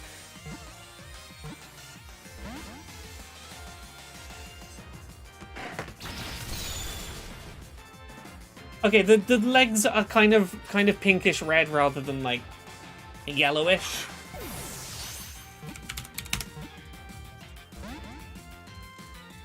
You'll see a non-shiny in a second and see the difference. I thought I wouldn't recognize the difference on a Scyther, but as soon as I saw it, I was like, no, that is a shiny. I don't need to test it. I know that one.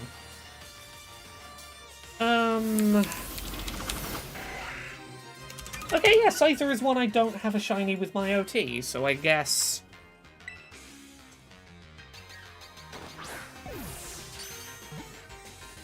Yeah, that's a catch. Cool. Take Scyther off this list, and Fennikin and Delphox can come off this list now. Can come off the list of ones that I have but not with my OT. And I do have them with my OT. Yeah, look, this is why I didn't mind. Like, I don't mind if I find... Yeah, you see, they're kind of yellow on the legs and the connected bits rather than pink. I don't mind even if I find a second shiny Scyther. Like, it's still worth me having used this Herba Mystica, still worth the sandwich. This is not a bad spot because I could get a shiny Sizzle. I have a shiny Cleavor with my OT, I'm pretty sure. Yeah, if you know what you're looking for, and here's the thing, I couldn't have told you that was the difference before I saw it, but I was like, as soon as I saw it, I was like, oh, I know you.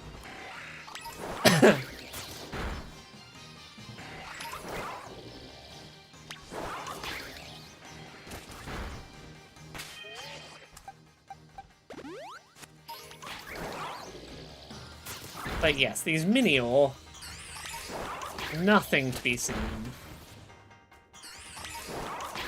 How far into this sandwich are we? We got 13 minutes left.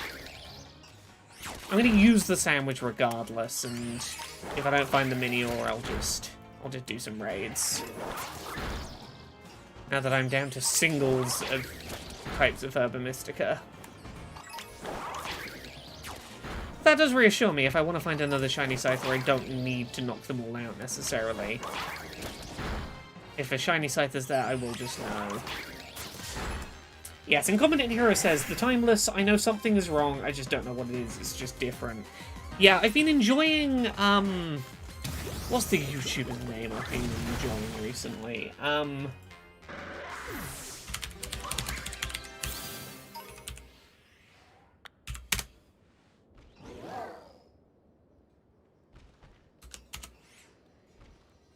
I wanted to say they were called something like Noirum or Noiruk. They do a lot of shiny hunting content, but I've specifically fallen into watching their quiz videos of spot the fake shiny. And I have a very good track record of spotting the fake shiny, even if often I'm like, that one's wrong. Can't tell you what the real one looks like, but I know it's not that. I would know if that was the shiny.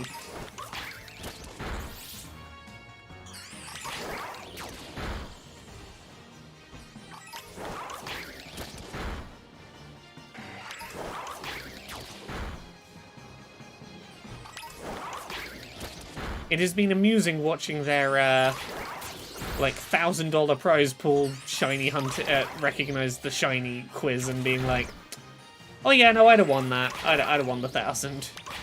I was on my bullshit. Incompetent Hero says, it was weird hearing you mention Doug on Podquisition. I only just recently found his content and it paints a great picture of the janky nature of AI. Yeah, he's not a person I watch often, but sometimes I will put some Doug on in the background of like, I don't want to think background noise. Sometimes amusing. You know, the sort of I'm trying to speedrun Skyrim, but anytime someone says a certain word, that animal gets summoned into the map or stuff like that. It's like it's silly little chaos to you know, to amuse the ADHD while I'm meant to be working. Or the if I say a word out loud, this goes wrong in my game. It's like, yeah, it's an amusing genre. Incompetent Hero says, normally I absolutely hate the rapid scroller popular Twitch streams, but he weaponizes the chat hive mind well. Yes, very, very good use of chat. The endless swarm of chat is part of the gimmick. Good use of, like, heat maps and audience Twitch polls and trying to read inputs, so like chat is trying to control the game in semi-real time, things like that. I'm like, yeah, you're using Twitch and its inherent format to good effect. You are doing content that could really only be done with a live hive mind audience. Not usually my thing. He makes it work.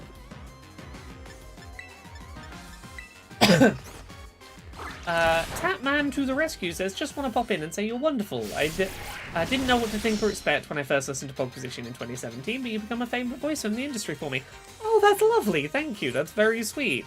Thank you for listening to all of the nonsense that I've spent, God, years now putting out onto the internet. We are coming up on 500-ish episodes of Podquisition.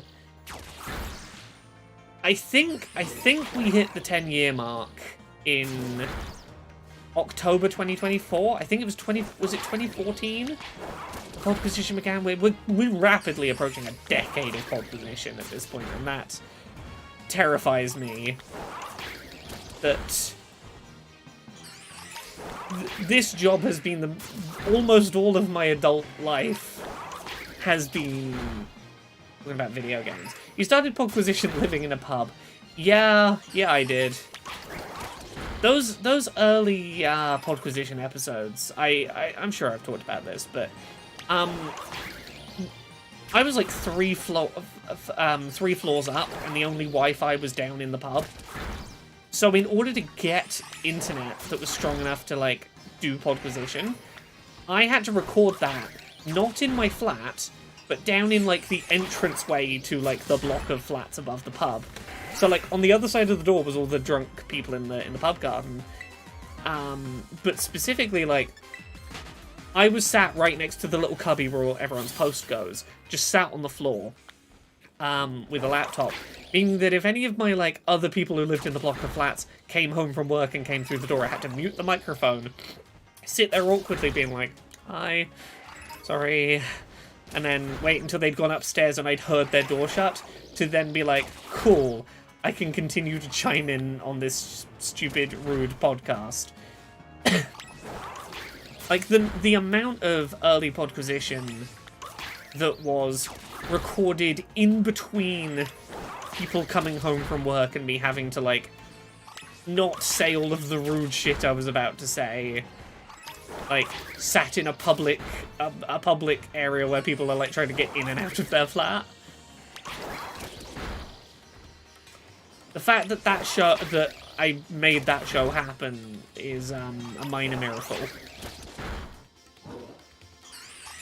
Eventually, I was allowed to have the 300-meter Ethernet cable trailed up the winding staircase. I could have not very good, but technically wired internet.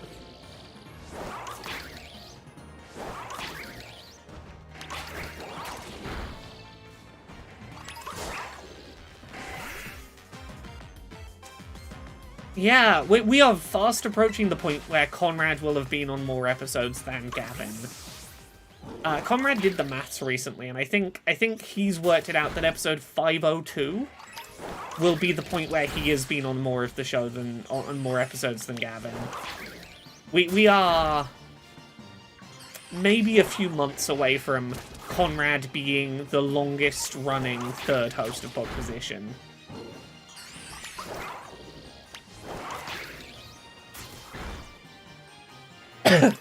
Well, Conrad came in on 250, but it's not an exactly 250 split, because Conrad was on an episode before 250, for example, when I was off with surgery recovery. So Conrad was on at least one episode before Gavin left, and Gavin was on one episode in the Conrad era.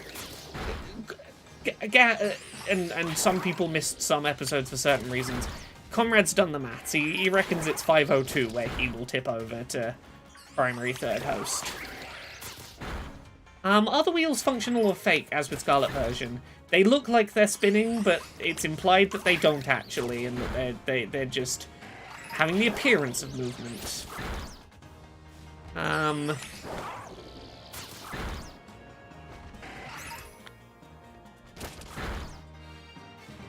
Yeah, Incompetent Hero...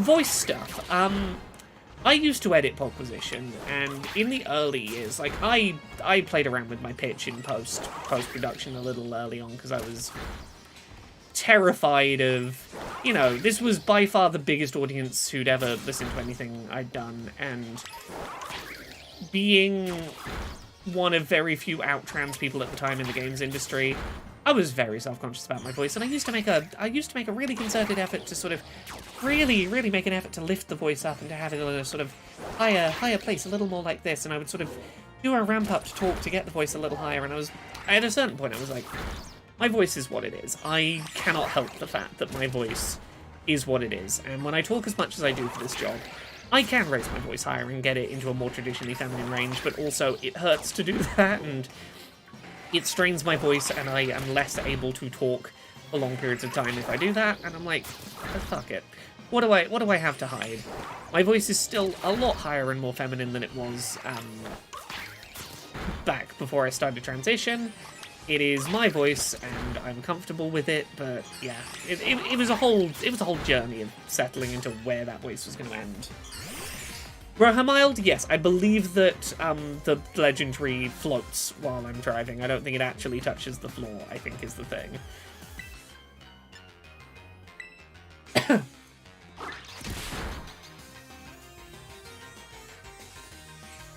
Tatman to the rescue says, I miss Gav, but Conrad's been an amazing addition. I need more Movie Boys reviews, though. Conrad, I think it's fair to say, Conrad is a better fit for where Podquisition ultimately kind of felt it needed to go. I think, look, Gavin's lovely. He's a wonderful person. I went to his wedding. He's a delight. Where his career was going was very, you know, as a music person, was aligned with the people making games and on the art side of the industry rather than the critique side of the industry. And Oddquisition is a show that was getting increasingly critical of shitty aspects of the games industry. By virtue of that, was not always going to be liked by publishers. And that is something that, you know, was definitely a dividing point in what the show was going to be. The show was either going to need to become a lot more reliably publisher approved, or it was going to go the other way. And, you know, sometimes a show will grow in ways you don't expect it will when it starts, and it won't be where every host wants to be.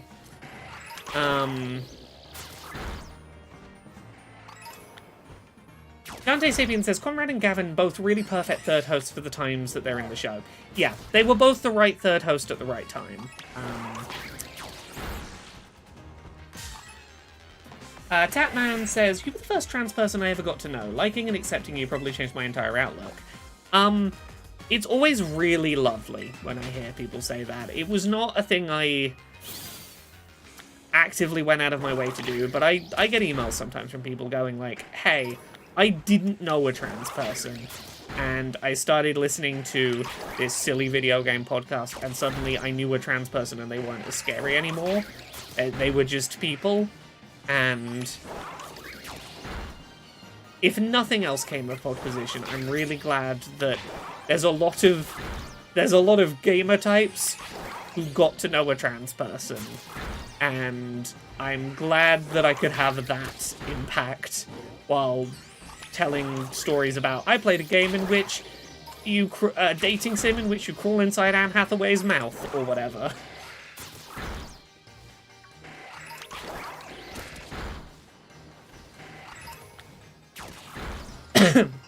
How long have we got left of this sandwich? 31 seconds. I don't think we're finding the Minior, but I'm gonna keep the Scyther.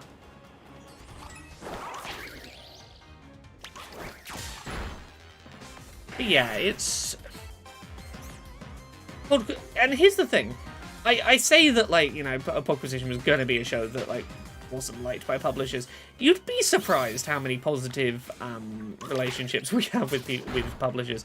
There's a lot of, like, working level people at game studios who have said some really lovely things behind the scenes about Pokémon, which sort of really is reassuring.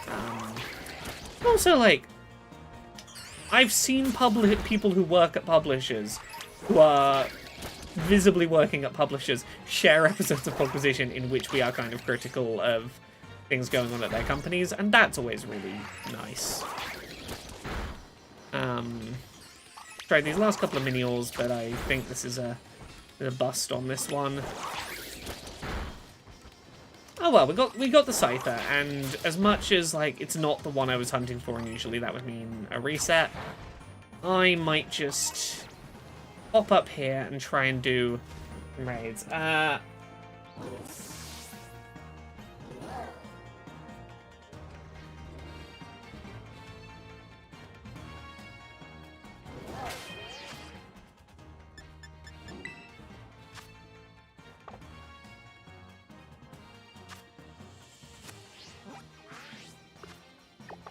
Okay, how do I...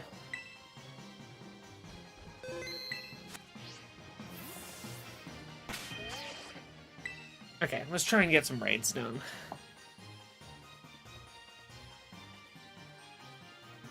Alicatraz, sorry to hear you're having a rough one.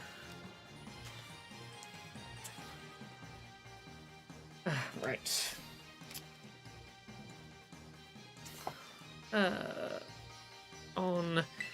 Okay, where's my list of the things that can give good raid drops? Here it is. Have we got any of the good ones? 6 Argyle score, no. Not Slow King, it needs to be Slow Bro. Abska, no, none of these. Cool, we'll wait for the next batch. Jonathan says, one thing I wish the game did was allow you to pull up a menu of the raids currently available to you instead of having to travel there for each one and not knowing what rating it is. Agreed. Really wish you could just get an itemized list. Even if you had to travel there to activate it, having a list you could just go down. Or be able to refresh this list of random ones a bit more frequently. Or be like, I'm looking for one of these raids. Can you show me these raids available? Rather than being like, oh, you don't like these 8 randomly selected raids? Wait like a minute and a half before you can hit the refresh button.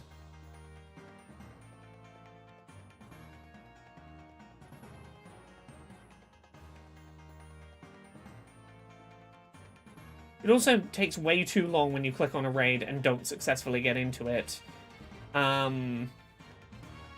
For it to, like, tell you you can't get in. Like, you know with a few seconds in, you're like, oh, I'm not getting into this one. Oh, interesting.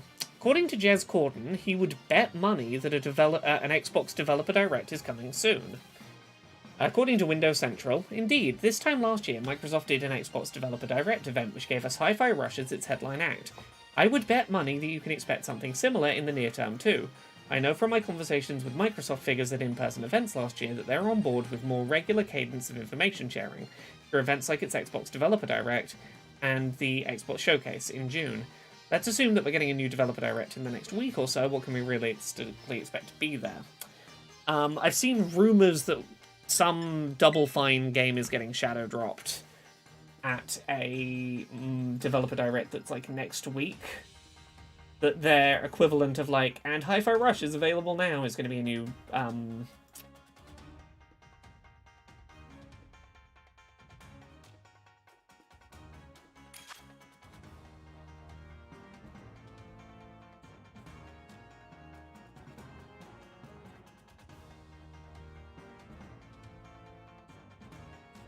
I got messages happening at me. Okay, so this is a dragon types we want. We want a good fairy. That's just gonna be... Yeah, fairy terror type is Zoomeril, level 100 belly drum. With shell bell and big body. Should be pretty good for this.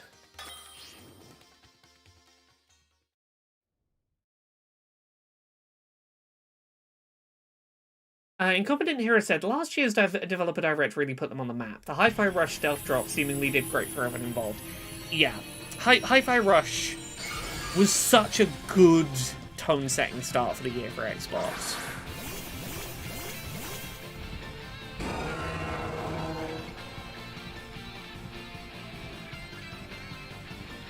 Okay. We're gonna belly drum. This is a Blissey, it's not going to be the worst thing in the world.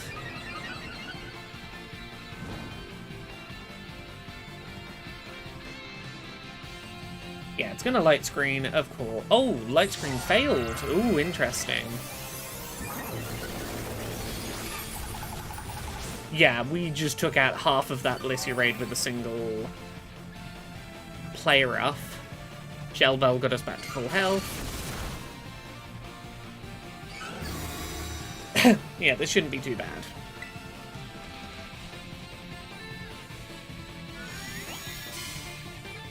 As soon as we can get terrestrialized, we'll be okay. How much damage do we do? Negative effect from itself, it's fine. It hasn't negated the belly drum yet.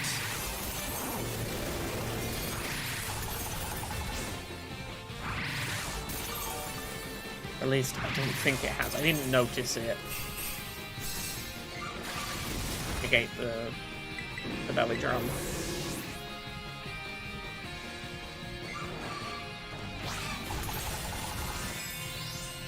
God, this Azumarill has been my favourite thing to do raids with. It's such a good raid build.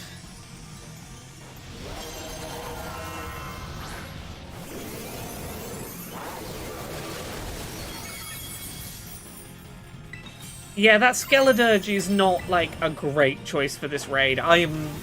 It's fine. I'm happy to carry this Blissey raid. I don't know why they brought the Skeledirge.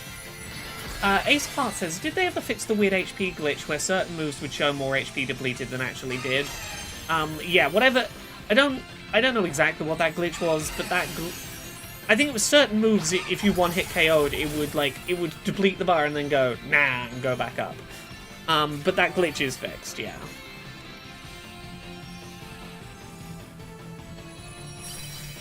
Dante Sapien says, I know the conversation's moved on, but it's still cool that the theme tune for Position is still Gavin. It's such a normal part of the show. I don't even think about it, but sometimes I remember and go, oh yeah, that's neat. Gavin, neat. Yeah, Gav still has a little presence in the show. There we go, 4 Herba Mystica. 6-star Blissey is fucking great for Herba Mystica farming. There we go, 4 Herba Mystica off a single raid. I've got a list of the ones that, like, can do multiple drops that are decent percentages. That I know which raids I'm looking for. There's no guarantee, but, like...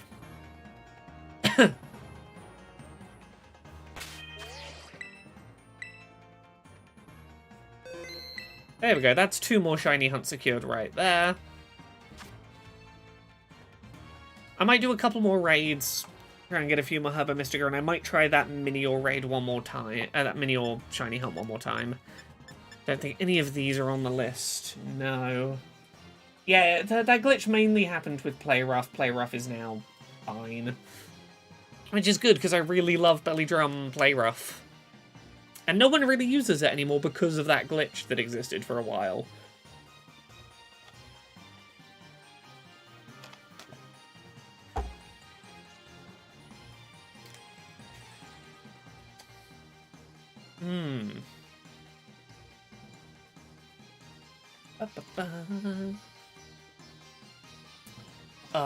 I've said this before. I'll say it again. 2024 is gonna be my year. 2024 is gonna be the year that a bunch of shit that I've been doing the last few years, like, that I've been sat on, is finally gonna emerge from its cocoon and be like, ah shit, that's what Laura's been up to. This is gonna be my year. I'm very confident that this year is gonna be the big year for me. I'm excited. I'm excited for this year. This year is, I think, going to be the springboard to many big things. 12 months from now, I think... Oh, the things you'll know. I don't think any of these are on the list. No. Salamence not on. It's good roll. No. Have only those as 5s. Jonathan says, I have 2 Azumarill, one named Farah for Play Rough, Fairy Terror, and the other named Faucet for Waterfall, Water Terror. I think of myself as a genius sometimes. GG. Yeah. I need to start, like, training up some of my shinies to be raid usable. Like, I have multiple shiny Azumarills. I don't know why I'm not just using a cool shiny Azumarill for raids. Yeah. So the ones I'm looking for to have, like I did there, 4 drops off a single raid.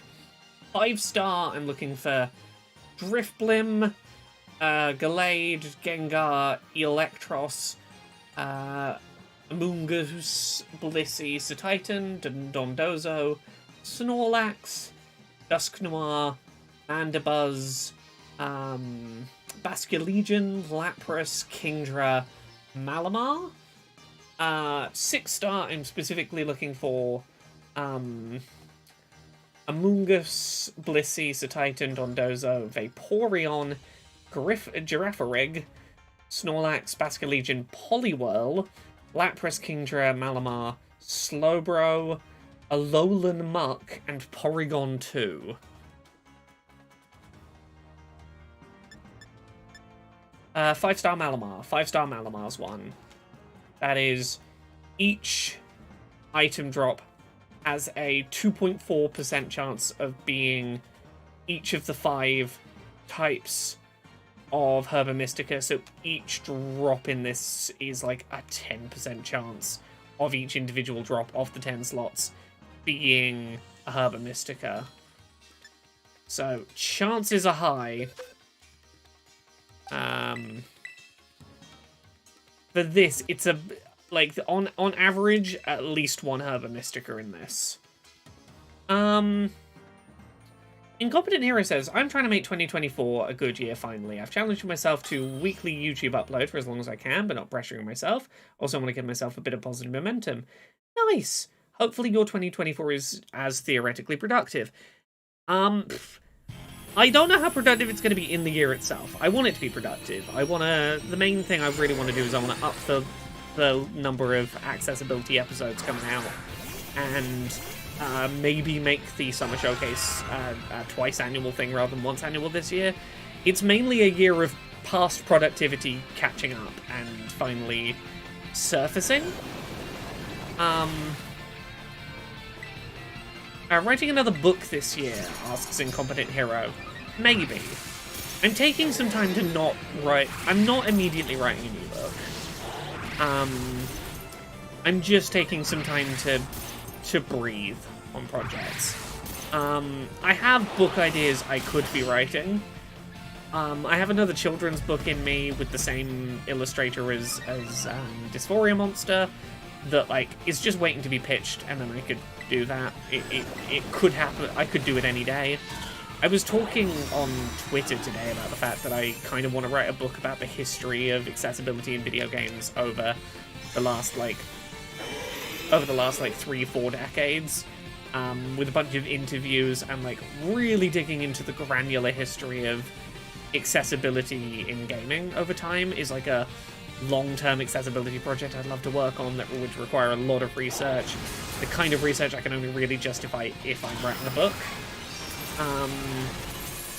There is the stupid fiction book themed around the Moon Goddess emails that like I could write.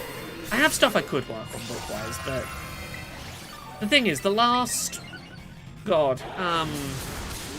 3 years, I have on average released a physical published book every 6 months. Not including like the audiobook and stuff. It's been about 2 books a year, produced and released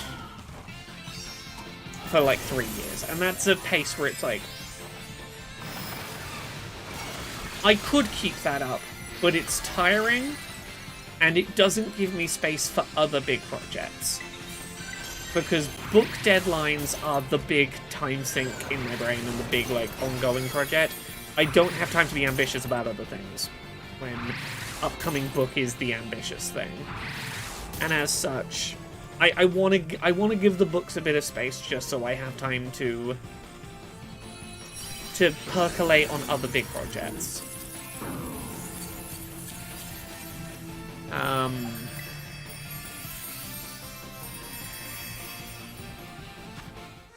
There we go, 2 more Herba Mystica, that'll do. Yeah, at one point, I can say this now because it never worked out. At one point I was working on a TV show.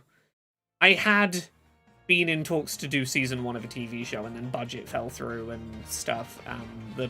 Some changes with the TV network. They had new ownership and the budgets changed. But I kind of want to find a way to self-fund making that season of TV show happen. That I did a lot of work on prepping season 1 of a TV show that never happened.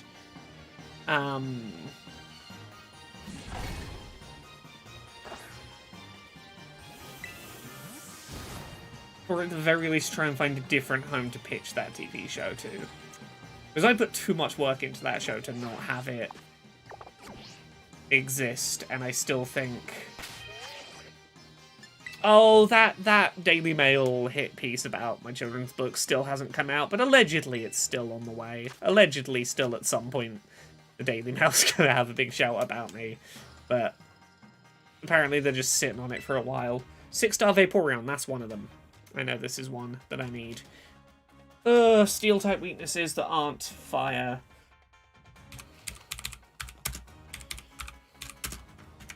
Steel types are weak to fighting, fire, and ground. Fighting type moves, I think we send in Iron Hands for this, yeah.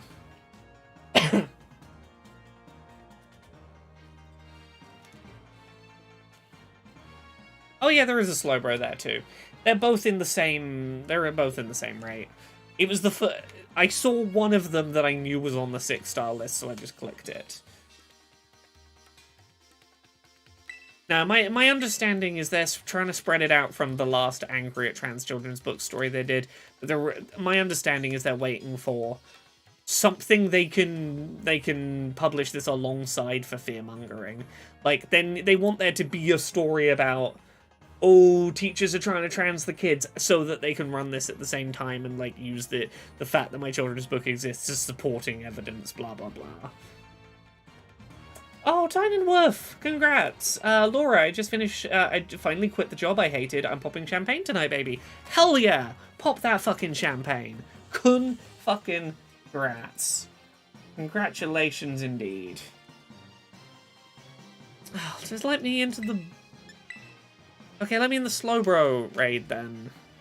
There's 2 good raids here, and you won't let me into either.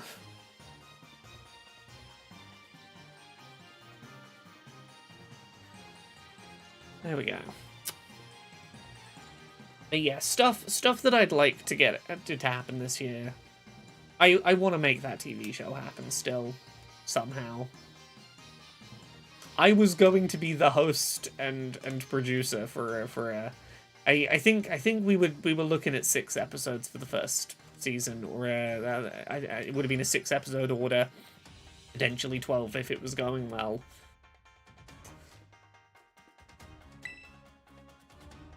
I'll find an excuse to make that TV show concept happen. Okay, what are the dark type weaknesses? Yeah,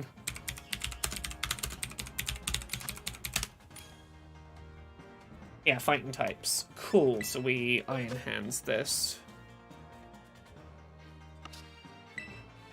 Yeah, Belly Drum Iron Hands.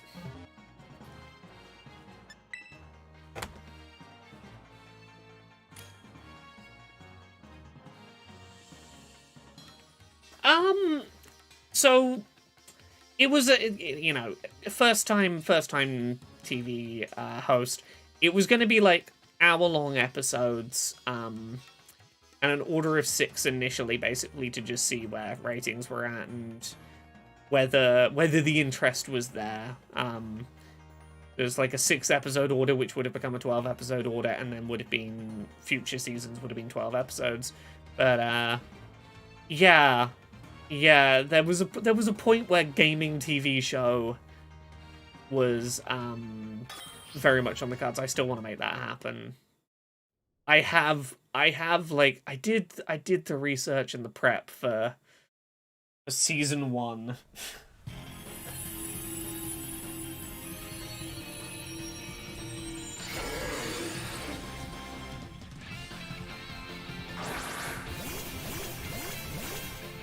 I might at some point just do an episode 1 myself at home and use that as a pitch to try and fund doing the rest of the season.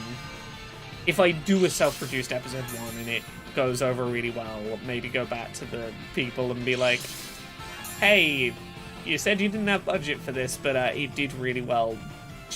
You won't find budget for it.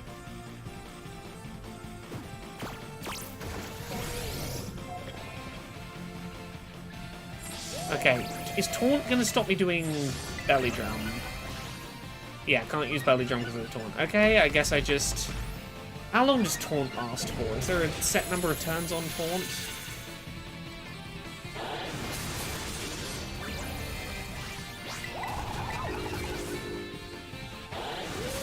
Tynenworth, congrats! I'm glad that the opportunity to get out of there showed up for you.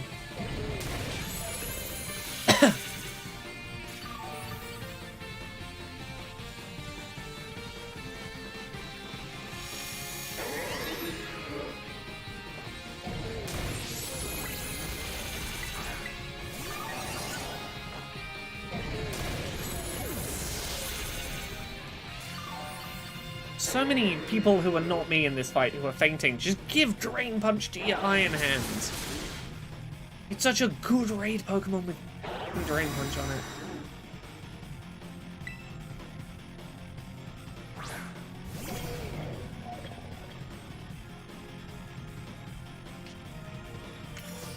If we don't win this raid, it's not my fault. I've been pulling my weight.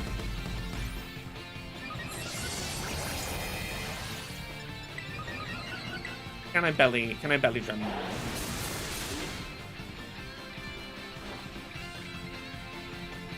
Slightly too little health to belly drum, of course.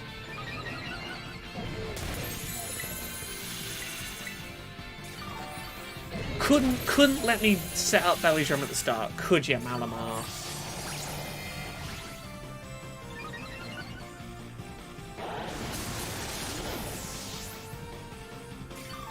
Yeah, there is no way we're winning this raid because of these other... Come on, let me get the belly drum in.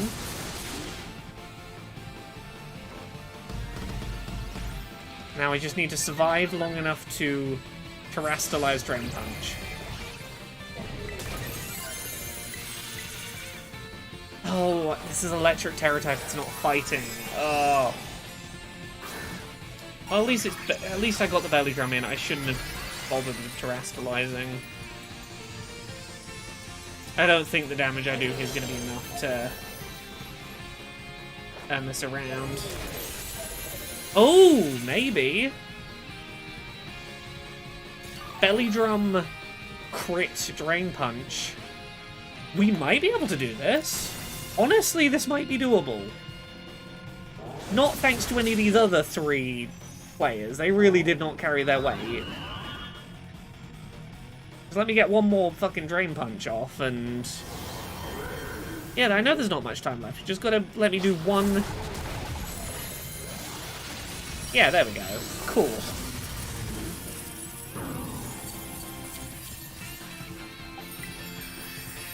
Okay, how many Herba Mystica do we get? Okay, none. It's fine. Law of large numbers.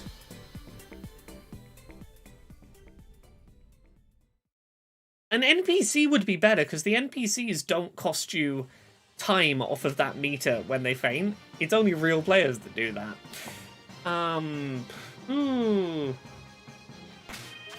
Okay, I'm gonna try one more time.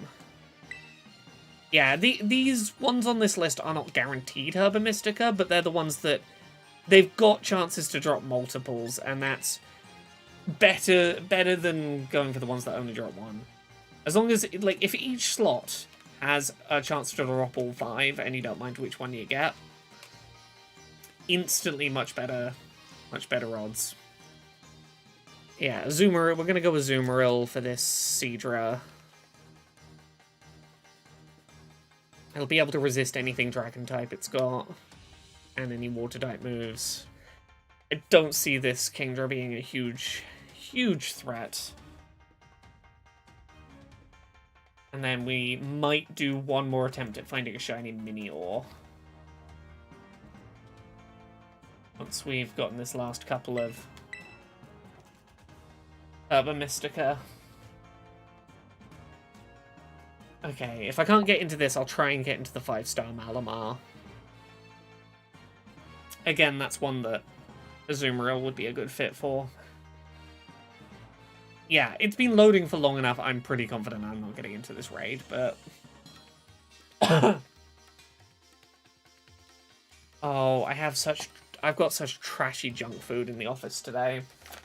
I have a bag of Snickers cookie dough. It is trash. It's very good trash. Can I get into the Malamar? Probably not. Probably shouldn't have bothered. Should have just reset the list. Sometimes you just kind of know that you're like, yeah, I shouldn't have bothered with this.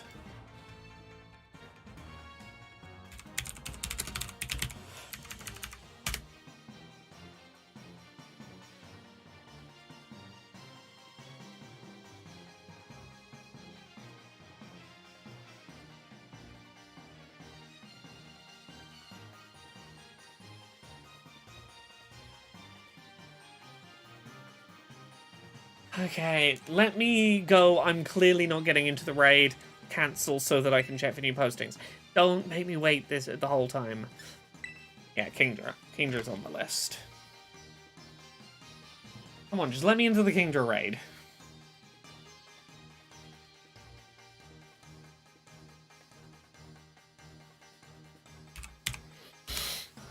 Oh, Scarlet and Violet, just make getting into raids easier. Improve getting into raids.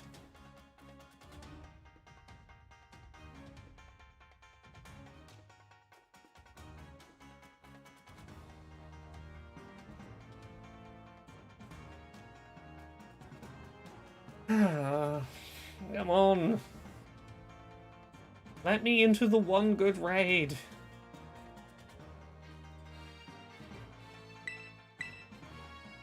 And now I'm just going to click on it again because there's no other good raid, and it's going to take at least a second attempt at getting into the raid's worth of time before I can refresh the raid list. Oh gosh, we're less than 2 months away from Part 2 of Final Fantasy VII Remake. That's nonsense to think about.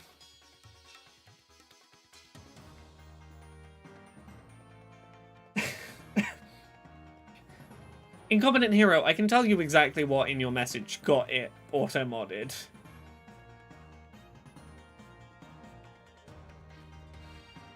Tell you exactly what it was. The Terror Raid search menu sure is something. Okay, 6-star Blissey.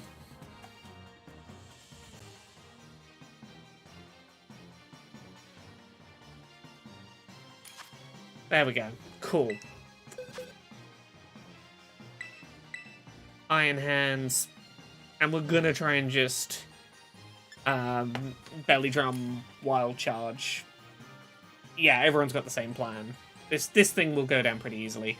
It's okay, Incompetent Hero, it was the fact that you said blew me in the context of blew me out of the water.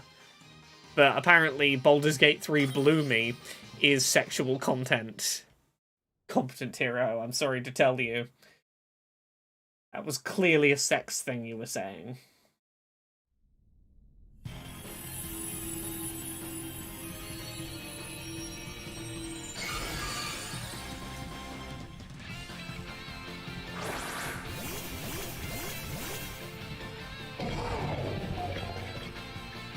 Yeah, everyone's got the strat here. Blissey is my favourite thing to get Herba Mystica off in 6-star raids. I had, I think, 6 or 7 Herba Mystica from a single raid once against a Blissey. It was, oh, wild. Vivid Bunny said, Wild Charge, isn't that going to get hands killed due to sheer HP? Yeah, if Blissey can survive 3 belly drum wild hands wild charges. Yeah. Yeah, did you just see that one wild charge get the kill on that Blissey? Yeah, sure, the Iron Hands might die, but it's not going to be a long enough raid for that to matter. Belly Drum Wild Charge, properly statted Iron Hands against Water type is fucking ridiculous. Okay, we got a Herba Mystica. I'm going to see if I can get one more. Yeah, that's why I wasn't worried. When I saw the other Iron Hands, I was like, I'm pretty sure I can one-hit this Blissey before it gets its shield up, but if I can't, they got it.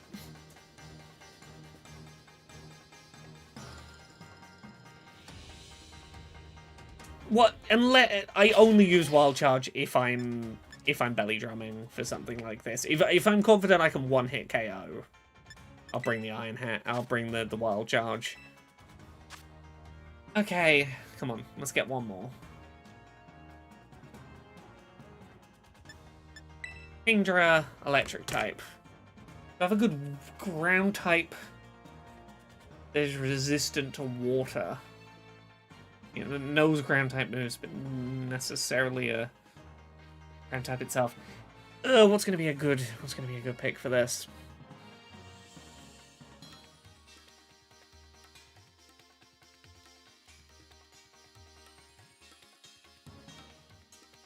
Unless I just fucking brute force it with the iron hands. Yeah, brute force it with the iron hands. I think belly drum, drain punch, and don't worry about trying to get to stab.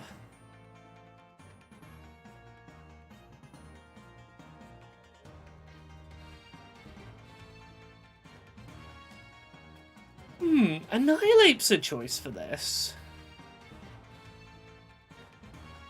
Incompetent hero, yeah, Steph's been busy. They've had a lot going on. Hopefully they will be able to get back to streaming soon, but it's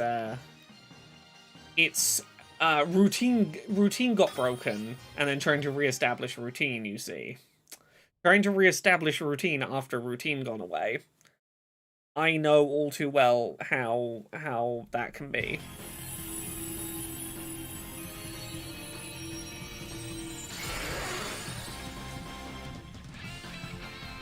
Yeah, 2023 sure was a year. 2023 sure was a year. I did some cool stuff in 2023, but it sure was a year. Oh, what? Communication ended due to an error. Did it?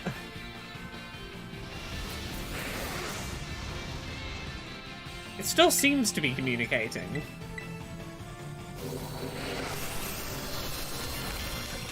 Yeah, it definitely still seems to be communicating.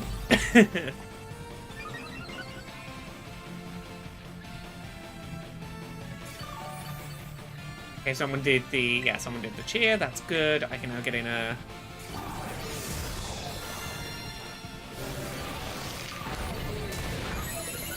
There we go, Drain Punch. It's not got type advantage, but it's still... Yeah, I'm guessing one of the trainers disconnected and is now being NPC controlled, would be my guess. Yeah, I'm sturdy enough to take the hits from this Kingdra, I'm recovering health, and I'm doing pretty decent hits. I'm not going to be able to one-hit KO it and avoid it getting its shield. And terrestrializing isn't really going to help me, but as long as it doesn't get rid of my belly drum. Yeah, negative effects went away from itself, so that's fine. I just don't want you to nullify effects on my side. That way I can probably still do a decent hit through... Yeah, even through this Terror Shield.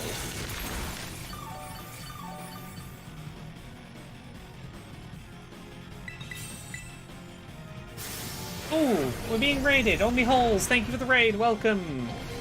Welcome all.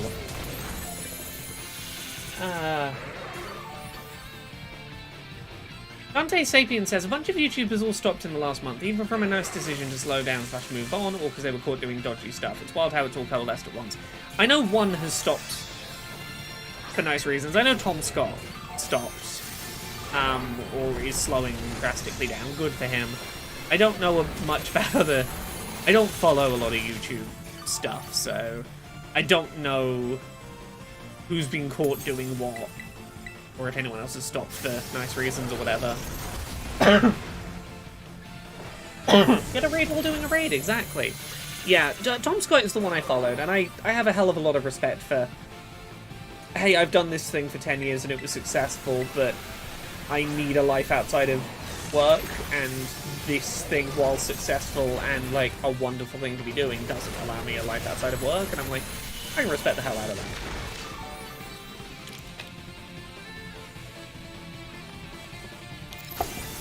Oh, on me holes, you're assuming that everyone exposed in that H-Bomber Guy video stopped making content.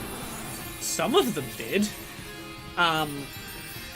Illuminati is just pretending nothing happened. Turned off the comments and kept making content. There we go, 2 more Herba Mystic. That's lovely. Joel Haver is stopping weekly uploads, but is starting monthly films, which is like slowing down and speeding up at the same time. Yeah, I've thought about changing up content stuff this year, and I might do. I simultaneously want to do more episodes of AA by doing shorter, simple edit, quick turnaround, same day, little videos on topics that maybe wouldn't get a full AA. But I equally want to do some AA episodes that are more long-term, that, like, are going to require, like, multiple weeks of work to do. And I kind of want to have both, to a degree. And that might mean some weeks where there isn't a main AA upload on a Friday, but there is something small during the week. Because the big AA weeklies are being used to make something bigger. Like, Oh, Echo! Yes, Echo in the Twitch chat says, please tell me you saw H-Bomber Guy tweet about how one of Illuminati's latest videos just didn't have sound for 5 entire minutes. Echo, I have a theory about this. And this is an unfounded theory, but hear me out. My theory is that Illuminati had a bunch of content pre-done and, like, in the back pocket, ready to upload later, before the H-Bomber Guy thing happened. That 5-minute segment, my bet is that there was plagiarism in there. And that Illuminati was going through, like, the things that were, like, already made, going, okay, find the places where I, like, stole shit. And, like, the intention was either to, like, cut out the audio and re-record the audio with a replacement that wasn't plagiarism, or something to that effect, and forgot to put the new replacement audio in that wasn't plagiarism and uploaded it. There's a few things. The fact that that video got uploaded with 5 minutes of silence tells me that she doesn't have anyone, like, doing manual subtitles, which for a channel of her size is fucking ridiculous that you can't pay someone to just fucking subtitle your video, because they'd have fucking caught that. But, yeah, my suspicion is that 5 minutes was pretty heavily plagiarized and she recognized it and forgot to add in redone audio. Like, that's my baseless gut feeling. That is my... If I follow my instincts, that's where it leads me.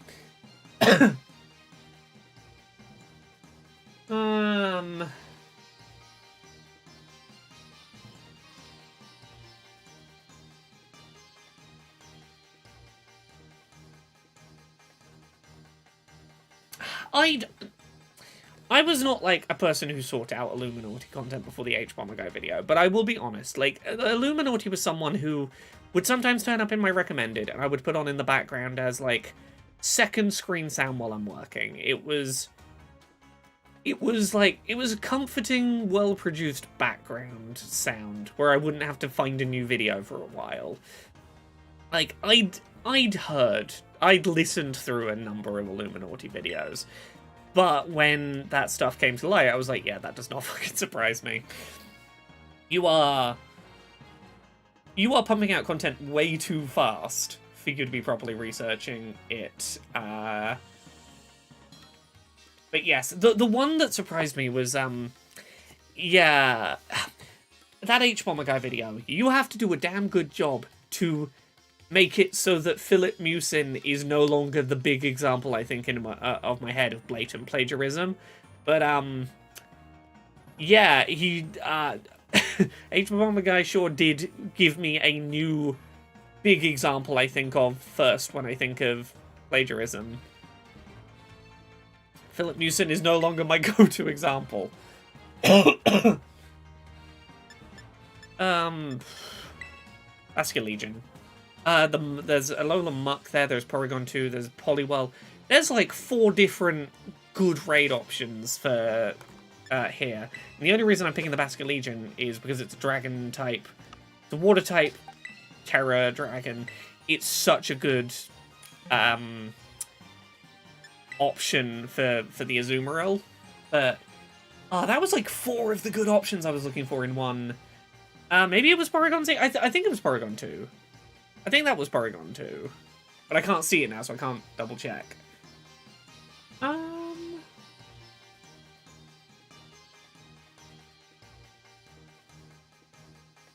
Maybe it was Pori Z. Pori 2 is the one that I think the one that I need for good Herba drop rates.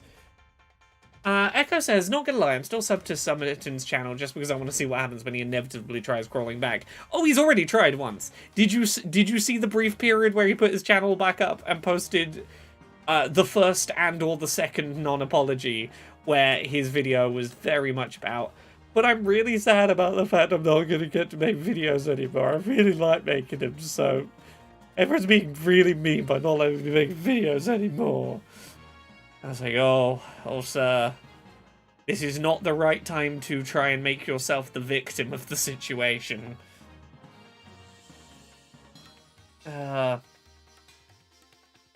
Yeah.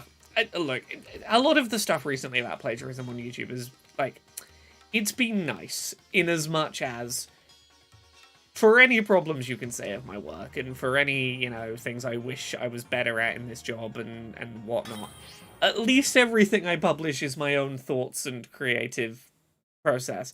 At least I'm not a plagiarist. It's a fucking thin line, you know, it's a low bar to cross. But I can be like, no matter how kind of mid my work is, it's at least my own original kind of mid work. Yeah, Omnihole says, the H-Bomber Guy video made me feel a lot less imposter syndrome-y for the garbage I write. At least I did it. Right, it's good for the imposter syndrome to occasionally go, I might be terrified my work is trash, but at least it's my trash.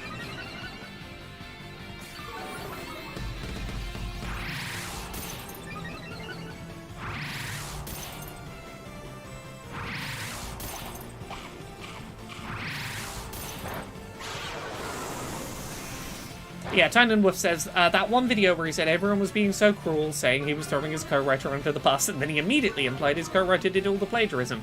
He also implied that his co-writer did all of the Nazi shit and all of the sexism. That was all. I'm not throwing anyone under the bus, but the sexism and the Nazism and the plagiarism, all of them were my co-writer, none of them were me. Yeah, I don't know why this person's bringing their Scarlet in against this dragon type. I can only assume they're just trying to use Torch Song to, like, keep ramping up their own special attack stat, and they're just hoping that mounting up will be enough, but, like, you've not got anything that's particularly good against... Is it because it's a Basculegion, and Basculegion is a ghost type, and Skeledirge has ghost type moves, and you've not locked into your head that this Basculegion isn't a ghost type anymore in terms of, like, defensive typing? Is that why they keep bringing the Skeledirge against the Basculegion? Because they don't understand how defensive terrors work. Like, it's the best logic I can think of, but, like, Skeledirge, you're weak to Ghost and weak to Water, and Basculegion can do attacks of both of those. Okay, nullified stat changes to my side, so I need to reset Belly Drum.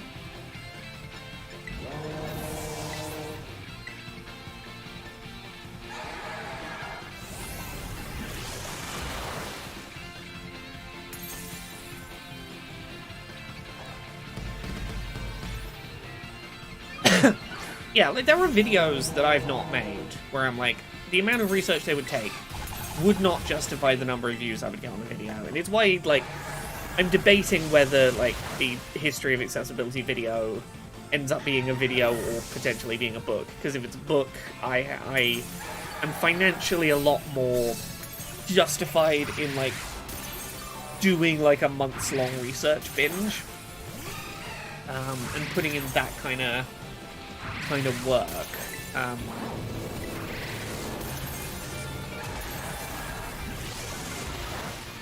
But you've got to recognize that stuff. You've got to go like, hey, if I cannot justify doing the research for everything in a certain format, I mean, you just don't. You don't if that's not going to be a viable format to do it in.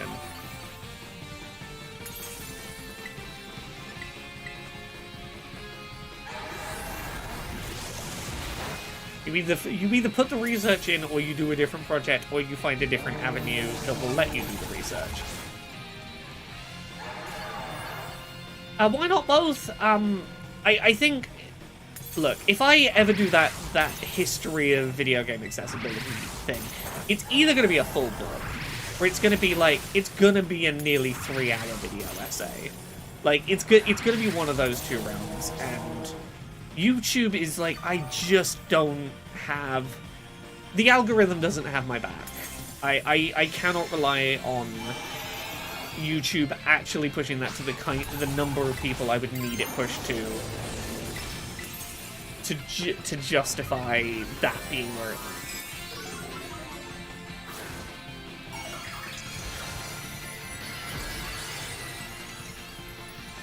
with books, I have a publisher and I have like avenues of people finding out it exists that are not just. Yeah. Well, I didn't help as much as I should have done here. I completely forgot to terrestrialize, and that really kind of screwed me over. I did a very poorly timed belly drum, that kind of fucked me over.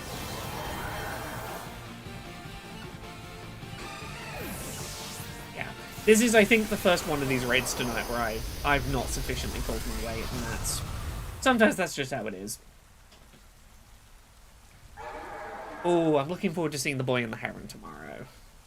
I'm gonna try one more. I'm gonna try one more raid. I know I suggested I might do the Minior, one more Minior shiny hunt tonight, and I might still do, but I'm doing the raids now, and I'm like I'm in a good rhythm. I'm finding decent raids.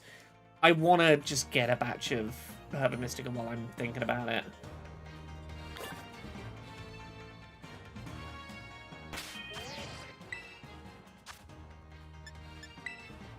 But yeah, I've had creative projects I want to work on at some point. It's just finding the time for some of them. Is 5-star a 5-star Snorlax is on one of the good lists.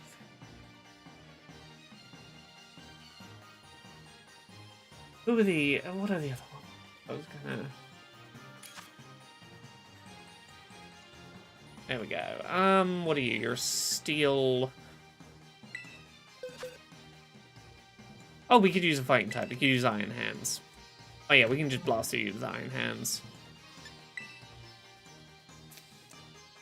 There we go. But yeah, stuff I want to do this year. I want to do 2 accessibility showcases, one in the summer, one in the winter. I want to find an avenue to bring that TV show idea back. I have a bunch of projects from years past that are finally going to surface, and that's going to determine a lot of stuff. Probably going to be doing more mock review work, so there'll probably be more me doing reviews internally for publishers of their games before they release, and going, this thing you're making, this is what reviews are likely to be like, so you got 6 months to work on that. And that's fun work. I've been enjoying doing that. I'm glad I've got more of that. Like, that work is still happening. It's been really rewarding doing that kind of work. Being able to do game reviews at a point where they might actually have a positive impact on a game being better when everyone else plays it, which is nice.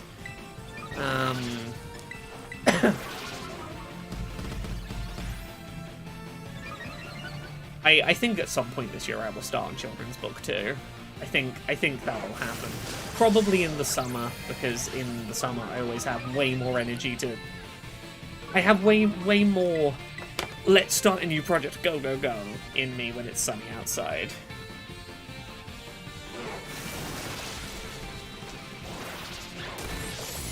Okay, how much is this Drain Punch going to do? Come on, one hit KO. Okay, not one hit KO, but pretty good.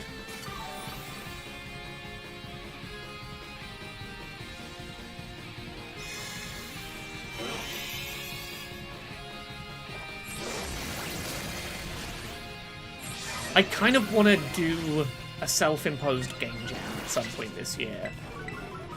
And I think the way I would do it is I want to do like a 48-hour weekend long. By the time this weekend is done, I'm going to have made a game. And I think I would do it in pulp script and make a game for the playdate over like a long weekend and stream the full thing. So it'd be like a couple of days of minimal sleep and just me hashing out a game idea, making a prototype, getting something playable together in a couple of days. And having that be like a thing I do for a couple of days in the summer on stream would be really nice. On Meow's life is exhausting, but the thing I find rewarding is making stuff, so I'm just gonna keep making stuff until they stop me.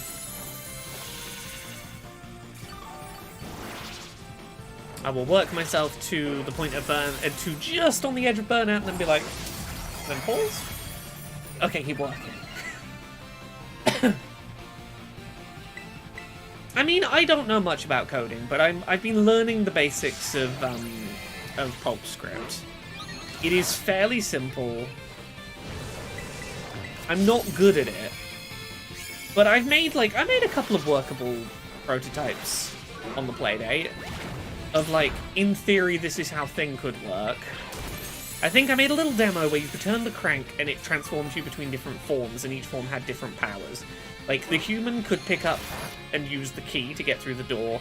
The cat could squeeze through a small gap. The fish could go in the water without drowning. Stuff like that. And you cycled between the different forms to get through the various challenges. There was one thing I put together where anytime you cranked the Playdate's crank, you would your health would increase, and you were navigating a world that was deliberately, like, getting more and more. You have to take damage to progress. And initially it was like you take the damage and then you find a safe spot and you crank.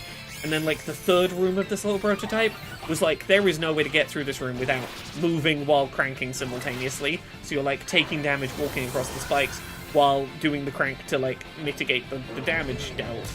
And, like, not a full game by any means, but it was a mechanic, and I, like, produced a couple of levels of, like, here is a proof of concept of how mechanic could be used that was, like, incorporating the crank, how it worked. And these were, like, 2 or 3 room little, like, prototypes, but I got them working, and I came up with, here is a mechanic of my own creation, and I got the mechanic functioning as intended.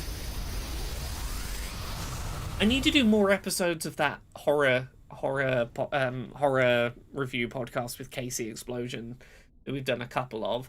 It's just finding time to do them. But yeah, I have little game ideas, and I'd love to, like, pick one of them and go, you know, maybe spend a few hours at the start of that weekend going, do I have enough ideas of what to do with this that I can make something cohesive? And then just sit and, like, work out how to make the core mechanic, and then just make some levels and some assets, and, like, make a thing that is, like, you know, a little sizable chunk of what that mechanic could be. And that's something achievable, I think. I think I could make something vaguely of interest. 6-star Lapras. Yeah, okay, that'll do. I'm gonna try one more of these.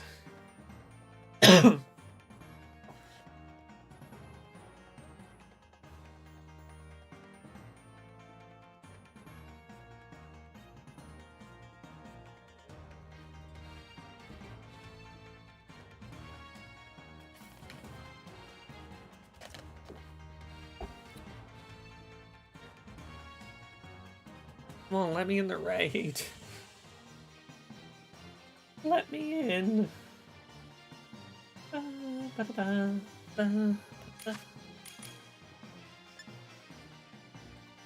this is what normal type. What normal type weakness. Yeah, they're weak to fighting types. We and in the Iron Hands, yeah.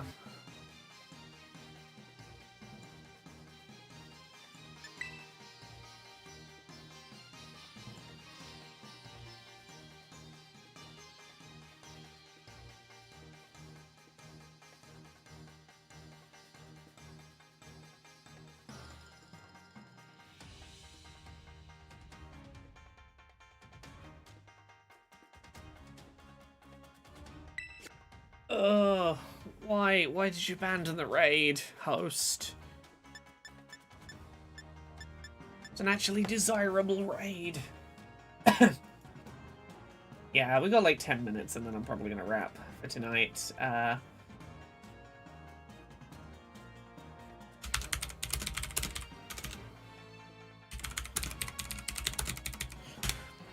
But I will be back next week, starting streaming through the English dub of Yakuza, of Like a Dragon, Gaiden, the Man Who Erased His Name, all of you will have a chance to meet Kiryu, the other protagonist of the Yakuza series, before Like a Dragon Infinite Wealth comes out at the end of the month, and that becomes my personality for a while.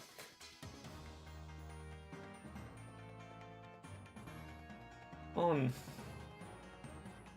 Give me a new batch of raids. Please. That's not so hard, is it, game? Is it so hard to give me a little batch of raids? Sorry, Joryu. Not Kiryu, Joryu, who is definitely a different person. Kiryu's dead, so we're gonna meet Joryu, the protagonist of Yakuza. Thanks, Tynenworth. I almost forgot not to call him Kiryu, because he's not Kiryu. Incompetent Hero says, it'll be real weird hearing a Yakuza dub. I've come to appreciate the series' Japanese dialogue in the background. I really liked the English dub of Like a Dragon with Ichiban. I am genuinely really excited for the... I'm excited for this dub. Particularly as someone with ADHD who really just appreciates... one sec, there we go.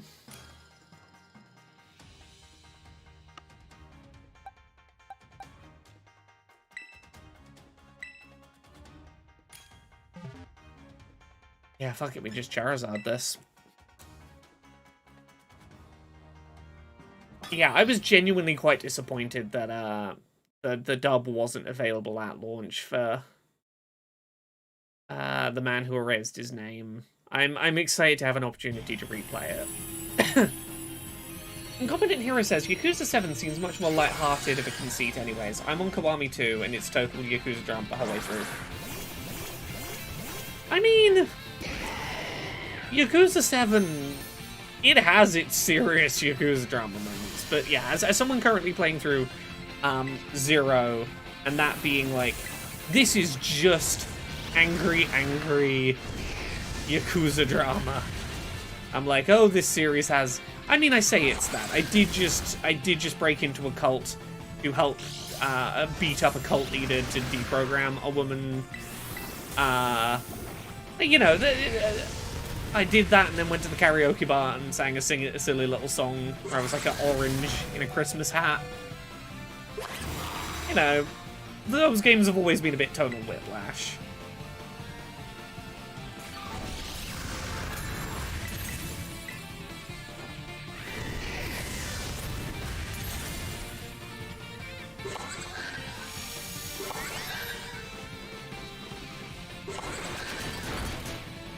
Okay, I went down, that's not ideal, but we can watch this. Did you ever play Judgment? I haven't booted it up, but got it on sale. I have played Judgment.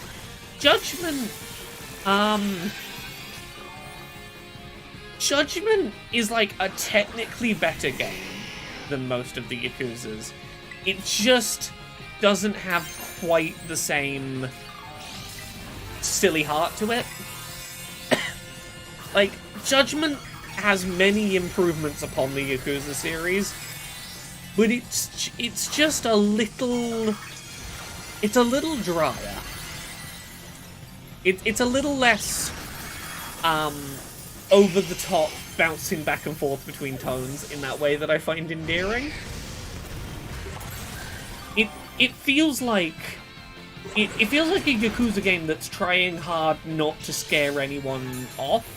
Trying not to be that weird series. And I think in some ways it's a little lesser for that. It's trying to... It's a little less of its own thing because it's trying to file off some of its weirder edges. And as Abstract says, they say, love Judgment. I really enjoyed Judgment too, don't get me wrong. If I had to choose between getting a new Judgment and getting a new Yakuza, I'd pick a new Yakuza every time. I think that Judgment is great. I think it just felt a little more like it was like, hey, we're not that weird and esoteric a series. Don't worry. And as such, it was a little less what I was, you know.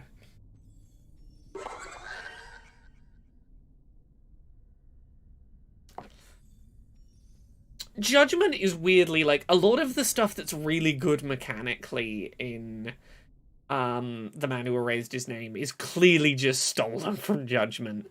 All of the, like, a bunch of the stuff to do with, like, Joryu's fighting style, the, like, I'm going to fight using gadgets and drones now, like, clearly they were like, what worked with Judgment, we're gonna pinch that, and that's a Yakuza thing now.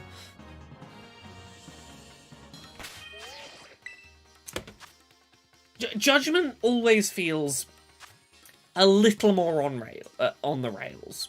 And that's not a bad thing. But it doesn't have quite that same feeling of, I turn that corner and literally anything could happen, and the game's just gonna play it completely straight-faced as, you know, we Judgment would never. The example that has jumped to mind is Like a Dragon, the quest where Ichiban is running back and forth trying to find a baby formula for the man, and it turns out it's like, this is an establishment full of adults, which was not what Ichiban was expecting when he was rushing back and forth to the baby formula, and then having quite a serious, sweet conversation about, like, hey, look, if this is what works for you, then, like, you know, more power to you, go right ahead. I'm not gonna get involved, but, like, have a good day, all. I'm like, Judgment would never. Judgment would never be like, here's your unlockable go-karting, go. Okay, last attempted raid here.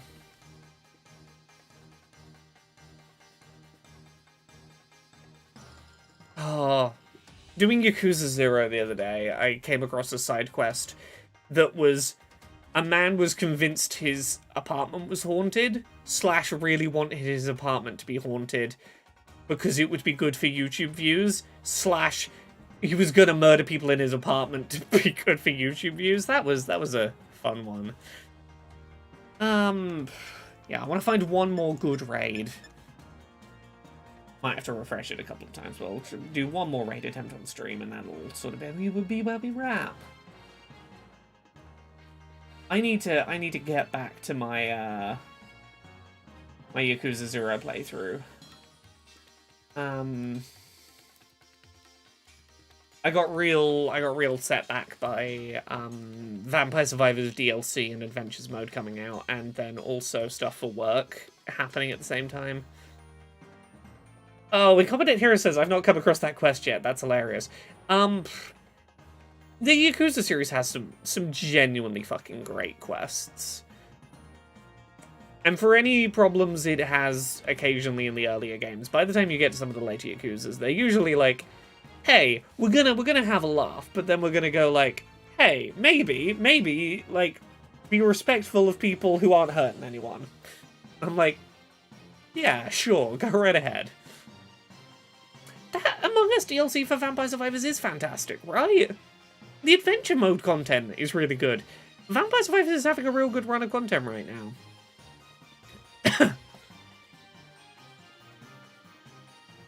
Random Wolf says, I have a problem with sandwich. When I make one good sandwich, it makes me think that was really good, I want another sandwich. Yeah, sandwiches are like that. You did say Vampire Surprises. Yes, it's not Vampire Surprises. But yeah, Vampire Survivors it continues to be top-notch. That Among Us DLC is real good. I love their implementation of, quick, there's an emergency happening, you gotta run to a specific bay to, like, fix the problem that the imposter did. I like all the new weapon types and how they feel tied into the core mechanic. I think the new map's really unique. Tara says, I'm waiting for it on Switch. I'm pretty sure the DLC's on Switch now. I know the DLC's on mobile now. Vampire Survivors DLC Among Us Switch.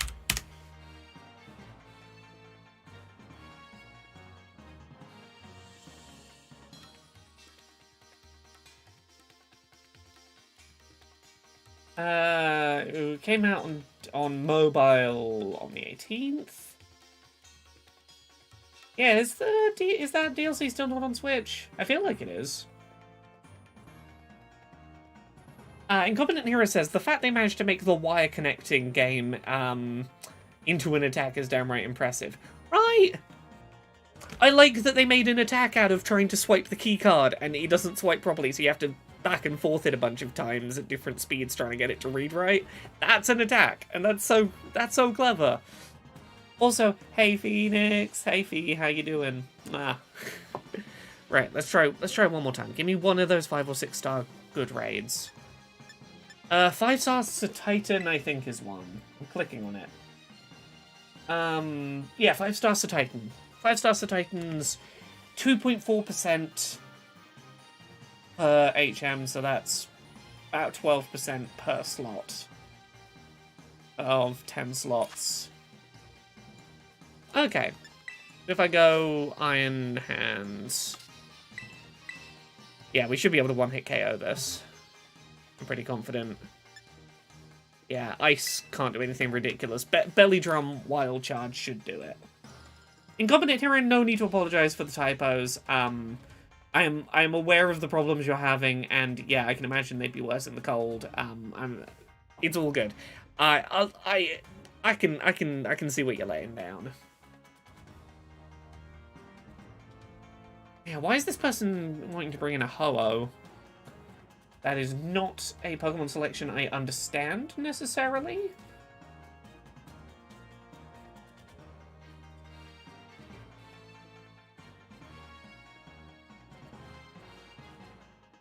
But yeah, we're definitely going to start those Yakuza streams on Monday. Because we've got 26th. Yeah, we've got about 3 weeks before the new Yakuza comes out. And 3 weeks, I think, is about enough time. Should be more than enough time to play through that particular Yakuza. Like, I might do some of the grindier stuff off stream just to, you know.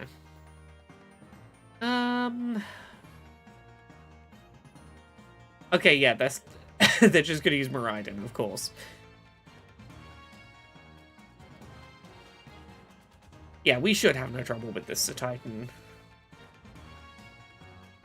What's my opinion on Goldengo from this generation?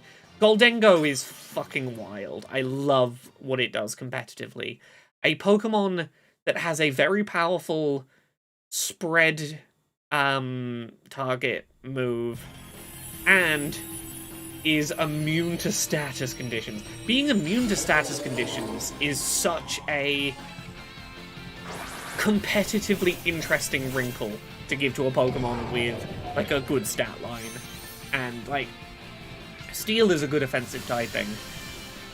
You have to build teams around the knowledge that, that Goldengo exists, and I think in a metagame where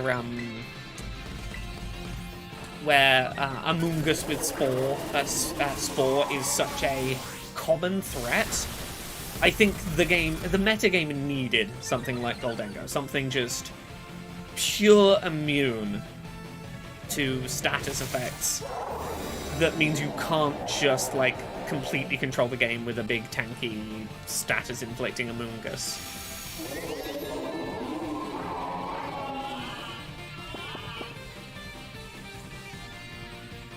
Yeah, the fact that you're inflicting Yawn on me, like, yeah, there might have been a benefit to sending Goldengo in for this, but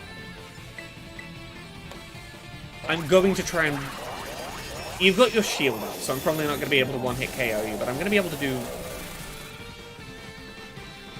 Oh! My ability got swapped, which means my damage went way down.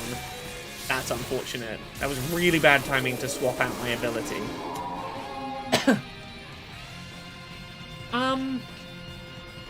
Oh, Incompetent Hero. Maybe not Bug type, but Ice type is so much more viable than it used to be. Specifically because of terrestrialization. Ice is a really good offensive typing. It hits lots of really common threats really effectively. The biggest problem with it is Ice was a terrible defensive Terra type. Too many things did did super effective damage against ice. So what you do is you terrestrialize into something other than ice that is a more defensive Terra type. Terrestrialize into like steel, for example, something that has like a more limited number of weaknesses. Suddenly you have all the offensive benefits of being an ice type and none of the defensive drawbacks. Like, being able to defensively terrestrialize has made ice types 1,000% more viable than they've ever been before, and that's so nice to see. Bug types, it would do the same for, except bug types just don't have good offensive moves. There's not enough good, powerful bug type moves. Like, it shores up their defenses, but what you really need is like a tanky bug type with a good offensive move that you can defensively Terra type. Yeah. Come on, give me HMs.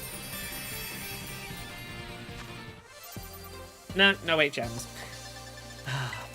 I'll see if they offer me one more raid. I know I said that was going to be the last one, but if they offer me one, if there's a good one in this next batch, I'll do one more.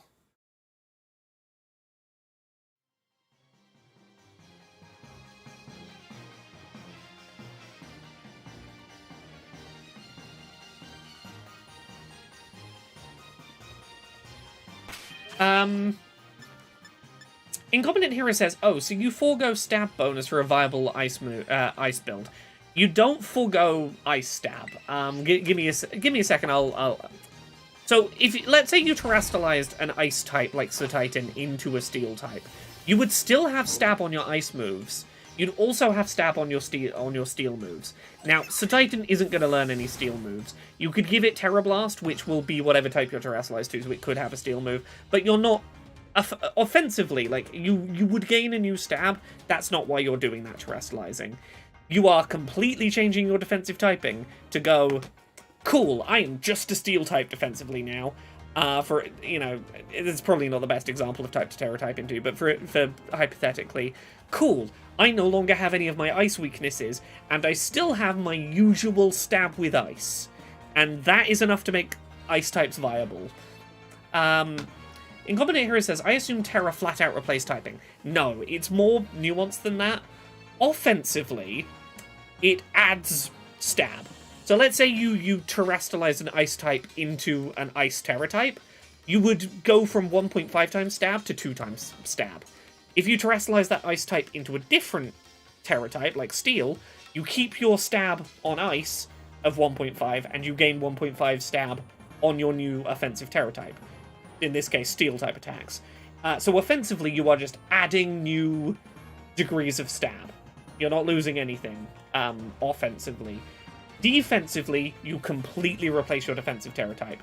You are no longer any of the types you used to be defensively, you are just the new Terra type. If you terrestrialize into steel, you no longer have any of the weaknesses of ice, you have only the weaknesses of steel.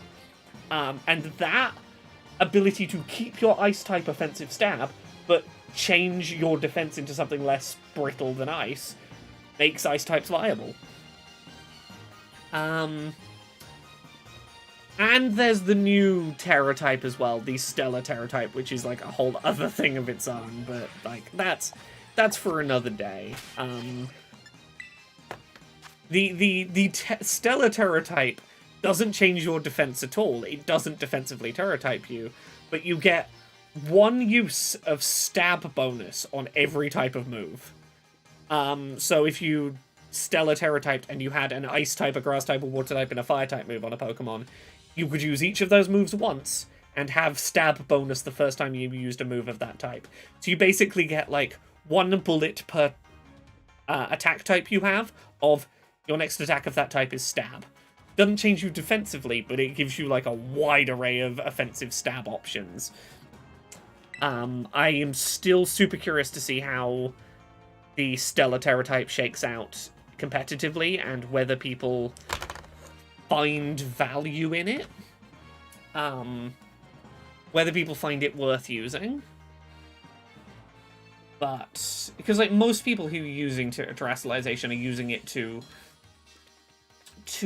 patch up defensively. They're usually using it to change, to cover up a weakness rather than to give themselves more offensive options, but I can see if you have like a very fast, very aggressive offensive sweeper with a variety of move types on it, and you are just trying to make sure that, like, my thing is fast enough, it will always attack first.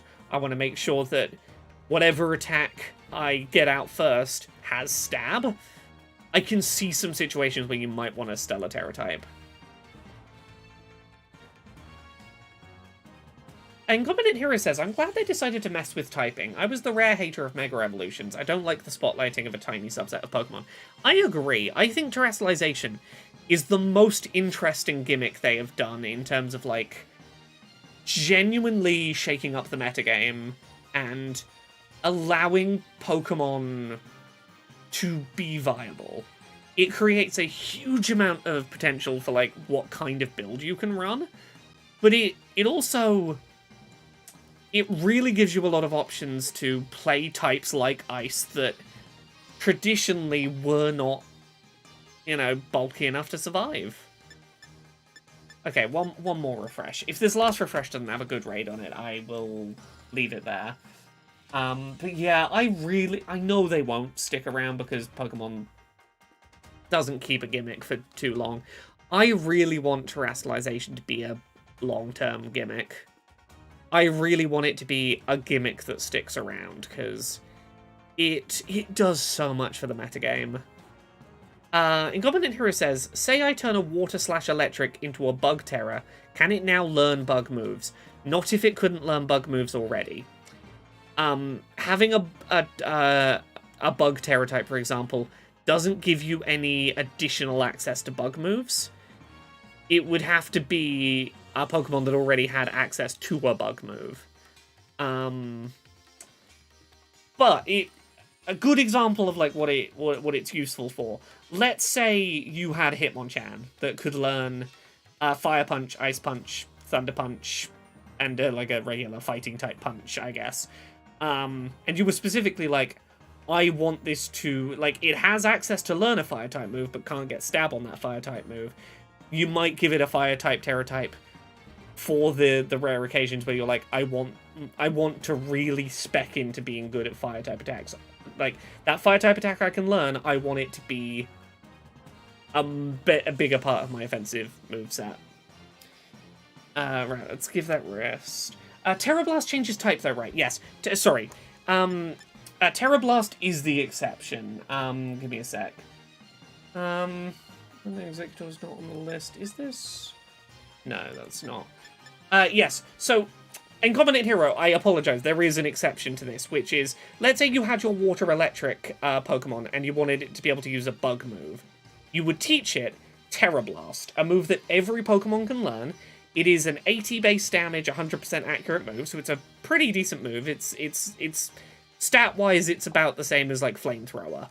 But the type of that move, but if you terrestrialize, that move becomes the type you terrestrialized into. So if you hadn't terrestrialized, it would be a normal type, 80 damage, 100 accuracy. But if you terrestrialized your water electric type into a bug type, it would then be an 80 damage, 100 accurate bug type move. So yeah, whatever Pokemon you set up with a Terra type, Terra Blast is the one guaranteed move that, like, you could terrestrialize and then have one decently powerful, pretty accurate move of the attack of the type you terrestrialized into. So you're never without an option to deal stab. Well, it'd be 80 base damage with stab, which you've always got 80 base damage plus stab of whatever type you terrestrialize it into as an option. So Gojo, thank you for reminding me to mention that. So yeah, you'll never have a situation where, like, you can't teach Pokemon at least one decent move of the type it terrors into. I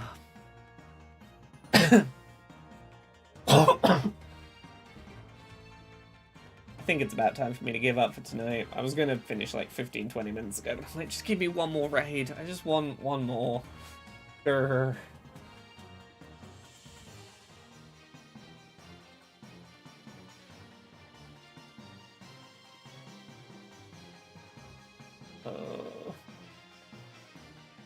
Last try. I do have to leave if this one doesn't give me a raid. Come on, just give me one. Just give me one.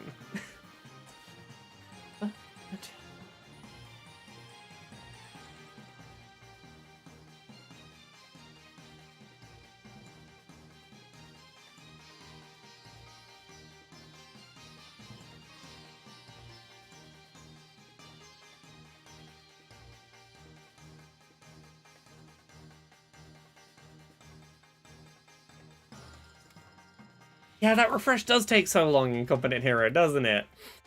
This game's raid system, I would use it so much more often if it were a little more competent. Come on, just let me check for new postings. I don't want any of these 8 raids. Here we go.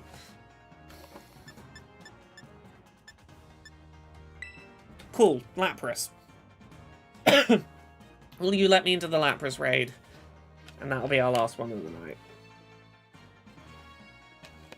If I can get in. There we go.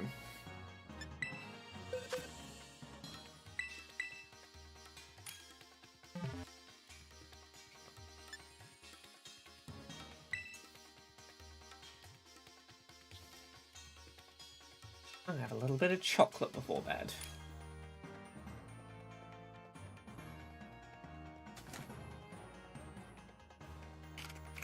Treated myself to some white chocolate Ferrero Rocher chocolate bar.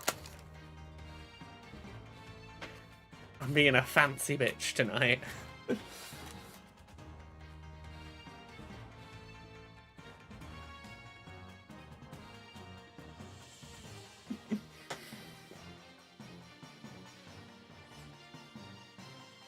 Why is everyone trying to bring Scarlet to fucking watertight raids?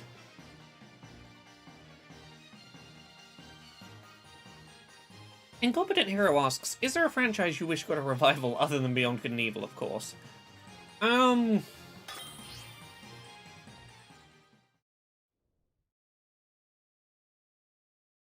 probably a better answer than this, but the answer that comes to mind first is Billy Hatcher and the Giant Egg. I would take a new Billy Hatcher and the Giant Egg. Andy H, that's depressing, and I don't want to know about that. That's more than I need to know. Incompetent Hero. Billy Hatcher and the Giant Egg is a deep cut, but I really love it. It's such a stupid premise, but I have a weird soft spot for it. I would happily play another Billy Hatcher and the Giant Egg.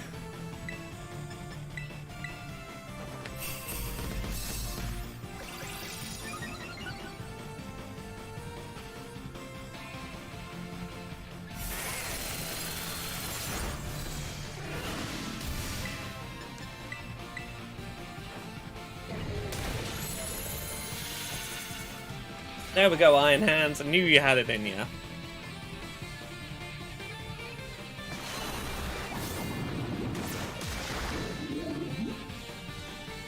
Oh. Oh, I would love a new Pokemon Pinball. No, you know what the answer is? The Pokemon TCG RPG for the Game Boy.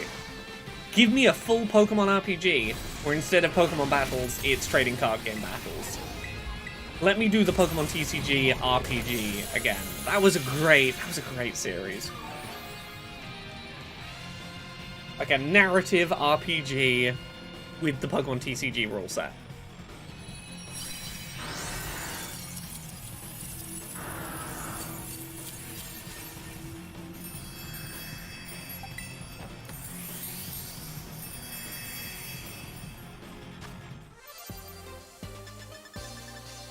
Again, no Herbert Mystica, but we got like 6 or 7 tonight. Oh, the Yu-Gi-Oh! GBA games were great. What was the one? What was the one I remember? The Sacred Cards was really good. Worldwide Edition. I think one was Rashif of Destruction. Those GBA those GBA Yu-Gi-Oh! Games were real good. Have I been watching Pokemon Concierge? I'm aware of it. I haven't watched it yet because I want to give myself some time where I'm like, I don't have anything else I need to be doing, and I can properly focus on it. But also where I'm kind of stressed and I just want something, like, I'm saving it as a treat, but when I need something nice to just zone into. I should have a look at that list of Urba Mystica. How many we got right now?